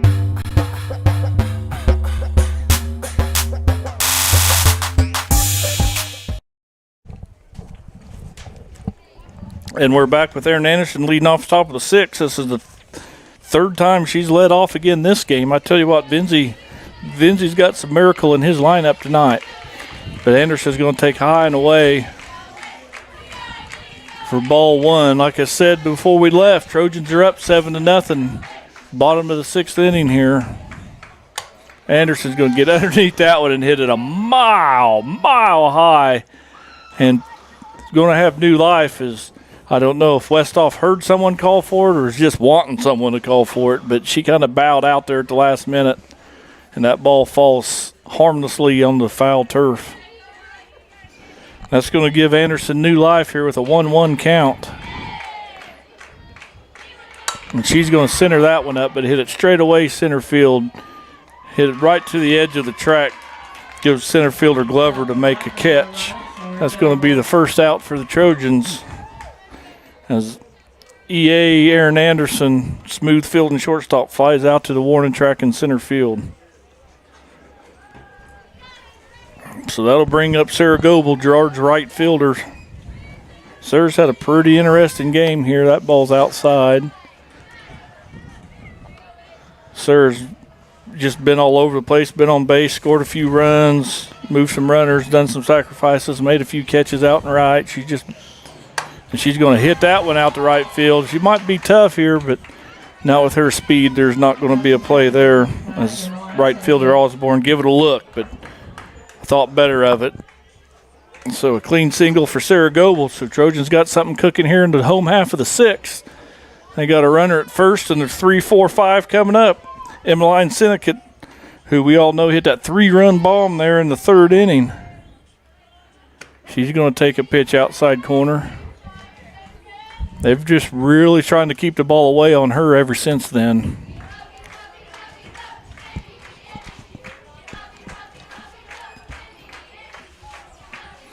So Emmeline stares in there again. They threw it outside. Emmeline just kind of stuck her backside out and hits a routine fly ball out to center field. So they're making old Glover work out there in center field, but she retires Emmeline Sinnott for the 2nd out of the inning. That's going to bring up catcher Leah McGowan. The wind's almost completely died down now. You can see it with the flag straight away from us. It was blowing pretty strong at the beginning of the first game, and now it's not moving much at all. So Goebel here gets a jump. And in softball, unlike baseball you can leave about any time you want. You time the pitcher, but in softball you cannot leave the base until the ball leaves the pitcher's hands. So Sarah times that release up and steals second base. But Leah takes a pitch and allows her to do that. Now she takes another pitch. So Leah's down in the count 0-2. With 2 out and 1 on here in the home half of the 6th inning. That pitch is low and way outside. There's that delay steal again. So this time Goebel lets the catcher throw it back to the pitcher, knowing that pitcher's not paying a whole lot of attention to her. In a 7-run game, now Leah's going to hit the ball. Westhoff's going to field it, no problem. Fires across the diamond to get the final out of the 6th inning. So Colgan will be back for their last chance in the top of the 7th. Trojans leading 7-0. You're watching Trojan softball on Girard Sports Live. Girard Schools.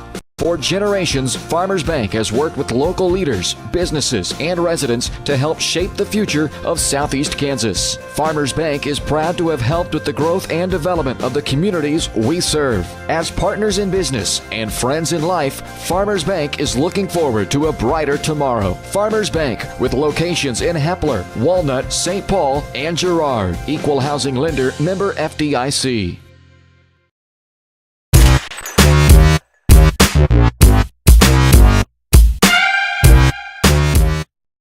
Call's service is outstanding in their field, especially for those that are stuck, well, outstanding in their field. Call's carries a wide selection of farm, industrial, and heavy-duty tires, all from the best brands in the business. And they've got farm service trucks ready to go. Plus, Call's continues to be the place folks go for car and truck tires, repairs, oil changes, and so much more. If you're in the market for new tires in Southeast Kansas, make the right call to Call's Service, 620-724-4121. See more at callservicellc.com. You've enjoyed life. Over the years, your community has become your passion, something you hope. All right, we're back. Colgan's last chance, top of the 7th. They're going to bring up Imhoff, Brill, and Westhoff, and the bottom of Colgan's order has been the one that's done most of the damage tonight. We'll see if Hessong can't finish him off. She's going to start it off with a pitch that's just a touch high over the zone, but just a touch above the letters. So she's going to get that one over the zone to even the count at 1-1. Not a lot of softball, is a lot of loud dugouts chanting. This game's just been so fast, so well played on both parts that you don't get to hear a lot of that. She's going to cross her up. Peyton Brooks is going to retreat back for a fly ball to the second baseman. I broke my lead, Cooper. We've got to fix that here. So there's the first out. Colgan's down to the final 2 outs. Hessong's pitched to Jim herself. Got out of a bases loaded jam in the third. Other than that, never had been in trouble. There's a little weak fly ball off third baseman Sam Britchen's glove. Her and Aaron Anderson lack a little communication right there. Kind of almost running into one another, but the ball falls. That was really the first defensive breakdown we've seen anywhere tonight.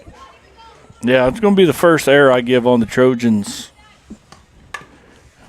Westhoff pounds that off her front foot as she comes up limping a little. She says, "Oh, that hurts on my toe." Needs the Evo Shield leg guard. So Colgan's down 7 runs, but got their runner at first base. And there again, Westhoff, she smoked one fouler last at bat, ends up popping out to inline syndicate at first base. But, man, she roped that one foul there, too. So Hessong's little crafty left-handed, little off-speed type pitcher. She's got these batters all out on their front foot here. Really done a good job of controlling. And there that ball is hit hard to the opposite field. Zaragoza makes a good line to it, just can't control it. And we're going to have a play there. Nope. Gets the ball back in. So that's a double by Westhoff, who you could just see the last couple of bats has just been getting a little bit better with her timing. So that'll send Brill around to third, put Westhoff at second, and bring up the right fielder Osborne for the Colgan Panthers. And Osborne fouls it way foul over in the parking lot. There again, Hessong's doing a good job of any ball that Colgan's hitting, they're pulling it way foul. Westhoff did a good job of actually setting back on one finally and taking that off-speed pitch the other way.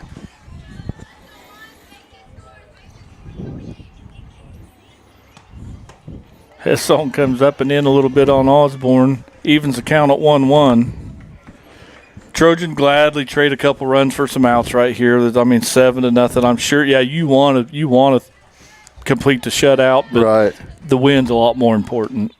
And there's Osborne going to hit a routine fly here. Bailey Chorkey's going to come in, and she's going to make the catch coming forward with no advance from Colgan. Why take the chance right there? I agree with Coach Wilson on that. Yeah, don't want to make the last out at home. Never. Third base, home plate, cardinal sin. They taught that at a young age. So that's the second out. So Colgan's down to their final chance here with their leadoff hitter, Glover. And she's going to get Hessong just driving that in on her kitchen. She has no chance to do anything with that but pull it foul.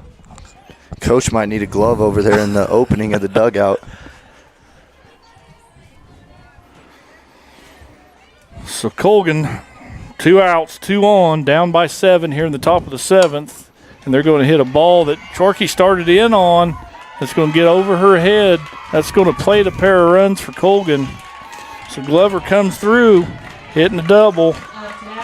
The score a pair. That's the first 2 runs Colgan scored tonight. That comes in the top of the 7th inning with 2 outs. That'll bring up shortstop O'Brien for Pittsburgh Colgan Panthers.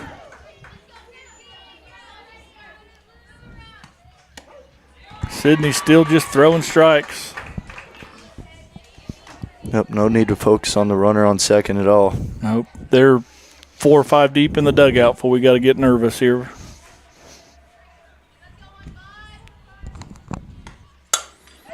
That ball's roped to the gap. Brooks cuts it off. It's going to be another stand-up double. Back-to-back doubles for the Colgan Panthers here. It's going to plate the 3rd run for Colgan. That's going to draw a mound visit from Jim, who's going to enter in Eleanor Reek to come in and get the final out. Sydney Hessong pitched to Jim. That'll be the book on Sid. She's still responsible for the runner at second, but she's only allowed 3 runs. Pitched out of a bases-loaded jam in the 3rd. Just got a little time here. 1, 2, 3, 4, 5, 6, 7, 8, 9, 10, 11, 12, 13, 14, 15 of her outs have been via the little weak fly ball somewhere. Yeah, that's a good sign, just showing how effective her off-speed pitches were. And also, she was throwing changeups early in counts, first pitches, and she was able to command those. Quite a bit of first pitch strikes. I haven't counted all the numbers up, but there's more first pitch strikes than first pitch balls, I can tell you that much. So Reek's going to come in and get the close here. She threw the first game and threw a gem herself, and quite a bit of speed difference between Hessong and Reek right here. So the Colgan batters will really have to adjust their bat speed here and pick that ball up early from the hip if they want a chance. And there's Eleanor Reek there again, jumps way ahead, 0-2. I mean, perfect situation for a reliever to come in, just throw strikes. And Reek's done a great job of that here on her first batter. She only needs 1 out. Trojans lead 7-3 with 1 on and 2 out here in the top of the 7th. Colgan batter Wilson down in the count 0-2, and she's going to hit a ball. Sam Bridges is going to field it. She's going to throw it across. Inline Syndicate's going to catch it. Going to make a little tag, knock the runner over, help her up. Good sportsmanship. That play will go 5-3, and that's how this game's going to end. Trojans are going to take the win 7-3, and we'll be back with the postgame show when we return. You've watched Trojan softball on Girard Sports Live. For years, James Brumback and Brumback Service Center have been keeping area residents on the road with high quality and fast service. Let's face it, none of us have time for a breakdown, so be sure to stop by Brumbacks for preventative maintenance, oil changes, and tire repairs. Brumbacks is also your place for new tires with a variety of quality brands to choose from. Brumback Service Center, 312 East St. John in Girard. Call 620-724-6770. Good luck, Trojans, from Brumback Service Center. Family-owned and operated, GN Bank has been providing customers with the highest quality of financial services in a friendly and personal way for over 100 years. Whether you have personal, business, or agricultural needs, GN Bank is big enough to handle all of your banking needs, yet small enough to provide you with that personal touch you've grown to expect from a community bank. GN Bank, a proud supporter of the Girard Trojans. Equal housing lender, member FDIC. Learn more at gn-bank.com. Whisper a phrase into a person's ear, then pass it on to a group of people. Notice how the message changes by the time that the last person hears it? In business, consider word of mouth in the same light. What people say may turn into something different than you would like it to be. It can't be controlled. That's why Norris Advertising provides proven ad solutions through radio, billboards, and digital sign sales, allowing your message to be controlled by the person that knows your business best. You, Norris Advertising, a proud sponsor of Trojan Athletics. The Producers Co-op Farm Store is committed to making your life easier by supplying you with the things you need for your farm and home. As always, the Producers Co-op Farm Store has a great selection of farm and ranch supplies, including pet supplies, ranch and corral building supplies and equipment, automatic waterers and feed bunks, tack, dog food, pet and animal health supplies, workwear, boots, and much, much more. Come in and check out the great deals on lots of new merchandise as well. Proudly serving Girard and the surrounding area, and proud to support the Girard Trojans. Celebrate, recognize, build. That's the promise of Scott Co. LLC Awards and Engraving. Owners Greg and Missy Scott are committed to helping their customers celebrate special moments, recognize achievements, and build relationships. Plaques and awards, custom leather patch hats, Trojan gear, trophies, corporate promotional items, and so much more. Plus, while you're there, stop in next door to find the latest fashions from Aubrey at Scott & Company. Scott Co. LLC. Learn more at scottcoawards.com or call 620-724-0341.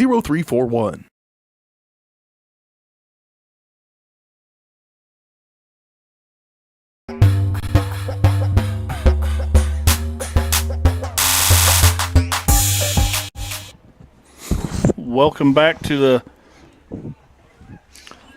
Leah Smith Agency Farmers Insurance Postgame Show. The Postgame Show is brought to you by the Leah Smith Agency Farmers Insurance. Leah has over 10 years of industry experience in both Kansas and Missouri. Let Leah and her staff find the right coverage for you, personal or business needs. To learn more, call 620-670-4590. Proudly serving our community and cheering on the Trojans. Well, Cooper, we got a little bit here before Coach Benzie makes it up here. Trojans win the first game 9-0. They win the second game 7-3. I think one error defensively. The bats were hot. What do you take your first game you see these Lady Trojans play? Yeah, well, the first game we already talked about it, the excellence of Reek pitching out there. You saw her come in and close this game out. She was basically unhittable today, allowed one hit all day long, 7 1/3 innings pitched. But from this game, the seventh inning, it was just, or not the seventh inning, the 7-run inning is really what busted it open. But outside of that, Girard, I was kind of surprised that they didn't get to Wilson a little bit earlier in the game or more innings.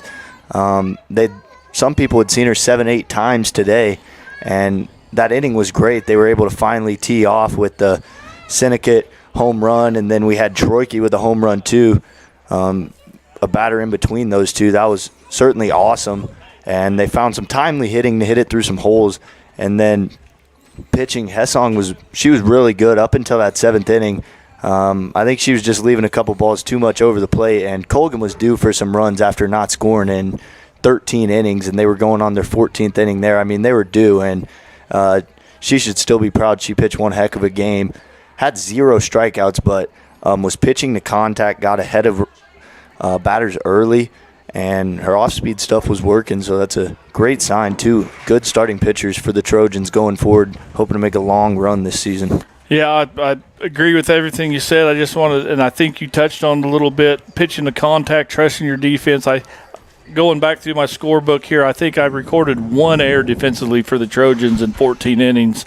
And when you can just have 1 error through 14 innings, you're going to win a lot of ball games. Right. So we're going to step away from the Leah Smith Agency Farmers Insurance Postgame Show. We're going to take another break, and hopefully Jim Benzie's going to make his way up here. We'll have a coach's interview when we come back.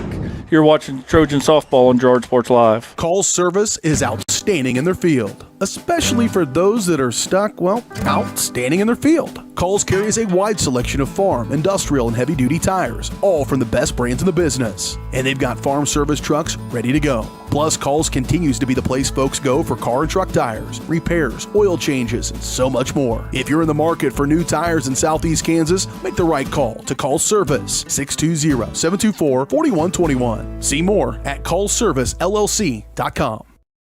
Do you have a construction project that just needs that custom touch? Are you looking for a contractor who can get it all done? Roof to floors and everywhere in between? Then call Dustin Sneed at DS Construction. With more than 20 years of industry experience, DS Construction specializes in new construction, roofing, renovations, and more. There's no job too big or small. For a free estimate, call DS Construction at 620-724-0209. That's 620-724-0209. At Girard Medical Center Clinics, we focus on what good health looks like for you. Personalized care by physicians and nurse practitioners that get to know you and your needs. Dedicated care for routine health visits or more serious chronic conditions. Convenient care in 6 Southeast Kansas communities. Care for your health, your way, in your backyard. Girard Medical Center Clinics. Frontenac, Arma, Cherokee, Girard, Uniontown, and now Fort Scott. Whether you're trying to make the most of the next harvest, navigating a changing business landscape, or planning for the next chapter in your life, the professionals at Prime Accounting Solutions are here to help. With 10 locations, Prime Accounting offers convenient, friendly accounting and tax services at a fair price. Payroll, bookkeeping, business planning, personal tax filing, and more. And now Prime is the place to go for insurance. Trojan fans can find us at 408B North Grand in Pittsburgh or call 620-232-7305. To find a location near you, go to primeaccounting.net.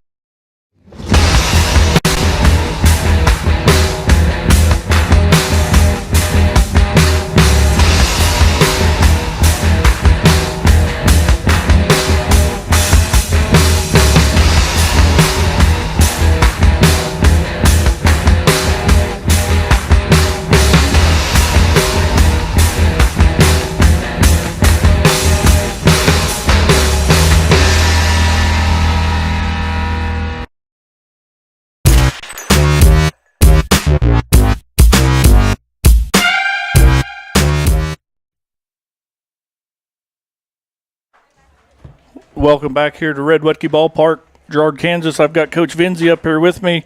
We want to talk about the post-game interview. Is brought to you by Community National Bank and Trust, serving the area for over 30 years. Stop in soon and pick up your very own Girard Trojan instant issue mascot debit card. Community National Bank and Trust is a proud supporter of Girard schools. Learn more online at mycnb.com. Well, Coach, we started talking a little bit off air through that break, and I had to shut us up because everything we was talking about is what I want to talk about here. First, I want to talk about Eleanor Reek here. 1-hit shutout her first game, only had 2 strikeouts. Man, what kind of defense have you got out there? Yeah, we have a team that really attacks the ball well, and Eleanor did exactly what we want her to do. We know she's not going to strike out a lot of people, but if she gets ground balls and we play defense like we're capable, we can be a really solid team. Yeah, and then in the nightcap, Sydney Hessong comes in there. She's only able to go 6 2/3. Colgan kind of tees her up for back-to-back doubles. You come in, make the switch. Eleanor gets us out, but Sydney, they're again 6 2/3, only gives up those 3 runs, and they're again no strikeouts. Trust in your defense. So I've recorded 1 error. Yeah, it's when we play the ball like we're capable of, and we work in practice of attacking line drives, and so we can have an understanding what balls we can get to. That catch that Riley Brooks made in center field with bases loaded, 2 outs. You know, a lot of players wouldn't go for that, but we know what we can get to because we work on things like that. So defense is what we're going to live on, and hopefully have enough power in the bats to score a few runs and win some games. Yeah, and speaking of the bats, you know, you had 12 hits, 9 runs the first game. You come back in the second game, and you only score 7, but you still have 12 hits, and you have a couple dingers. The wind was howling that first game. You probably hit a few balls that go out if that wind's not blowing that first game, but your base running, your offense, Coach Vinzi, you look good. Yeah, they played really good. We was anxious for some nice weather, and that's what we got. And they came out, wound up, and ready to play some good softball. Ran the bases well, bunted well when we had to do a bunt, and then we hit just some bullets all over the field. They made some nice catches on balls. Their coach even came over and says, "Man, you guys are hitting the ball." So, you know. Yep. Like I say, maybe if I'm going to critique anything, and you know me, Coach, you and I have been friends for 30-some years, I'll armchair coach you to death. I saw 2 things that you can maybe work on. You had a runner at second base that tried to run into your third baseman, and he had to get in a pickle. You get out of it clean. What a great job with the girls. And like I said, little lack of maybe some communication on the infield. But other than that, Man, what a game. What a game, yeah. Yep. And that came from we want our girls to be super aggressive on the bases. And maybe she was just a hair too much, but we kept moving them back and forth and made them make the play to put us out. And so we made it hard on them, and we was lucky. And, you're not going to get that all the time. And then the little miscommunication on, we call them the little tweeners. Yep. And we communicated, but we wasn't loud enough. And when you're on the field, you got to be loud when you're talking to somebody. Yep. Well, Coach, that's about all I'm going to do. We'll be back here. I think the next softball game is a split. I think it's versus Frontenac. Is that the next game we do? But anyway, I'm really impressed, Coach. You've done a great job with these girls, like always. So go have you some post-game beverages. And well, I give a lot of the thanks to the parents and the coaches who have worked with the kid before I get them, because without those people that put in that extra work, then that works twice as hard on me. So I give kudos to everybody else. My job is to put them on the field and let them do what they can do. Yep, well, you're one of the best at it, Coach Benzie. Well, we're going to step away for one more break. When we come back, we'll put a bow tie on this one. You're watching Girard Sports Live and Trojan Softball.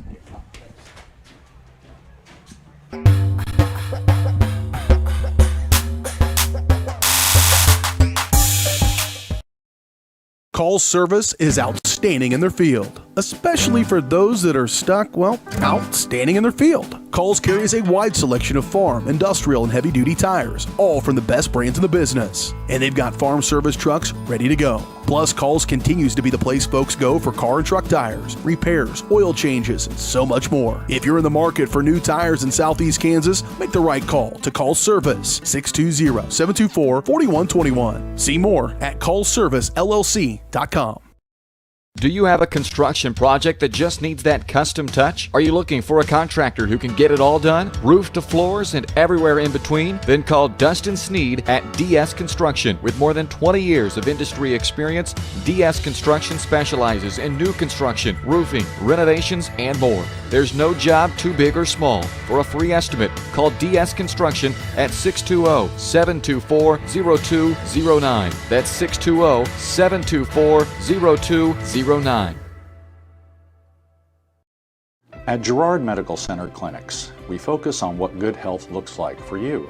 Personalized care by physicians and nurse practitioners that get to know you and your needs. Dedicated care for routine health visits or more serious chronic conditions. Convenient care in 6 Southeast Kansas communities. Care for your health, your way, in your backyard. Girard Medical Center Clinics. Frontenac, Arma, Cherokee, Girard, Uniontown, and now Fort Scott.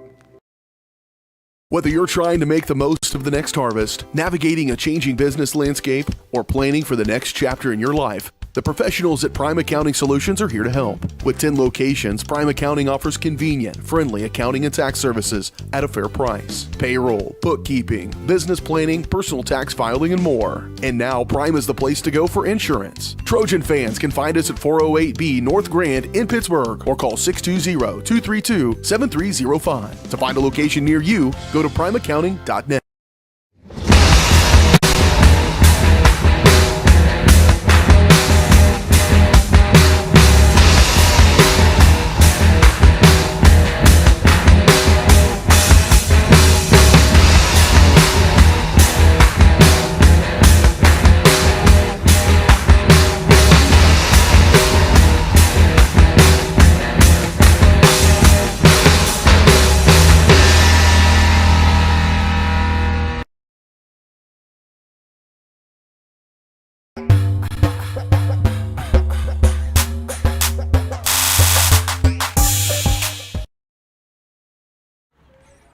Well, welcome back to the Leah Smith Farmers Insurance Agency postgame show for the last time from Red Wutke Ballparks in Girard, Kansas.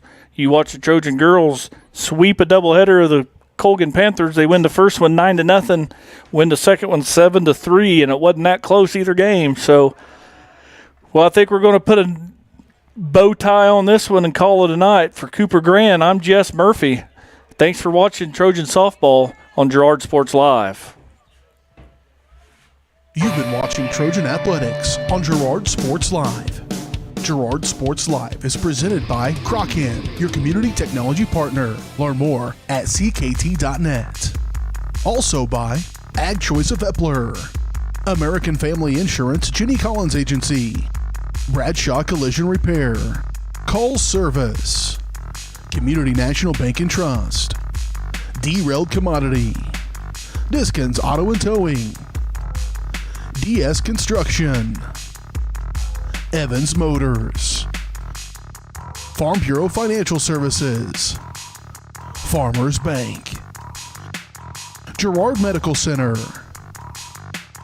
Hydrix Appliance, The Jagged Edge, GN Bank, Larrett Ceramics, Leah Smith Agency Farmers Insurance, Lehman Realty, Mathis Drug, McClellan Sanitation, Norris Advertising, Producers Cooperative Association, and Roto-Rooter. Thanks for watching, and don't miss us next time right here on Girard Sports Live.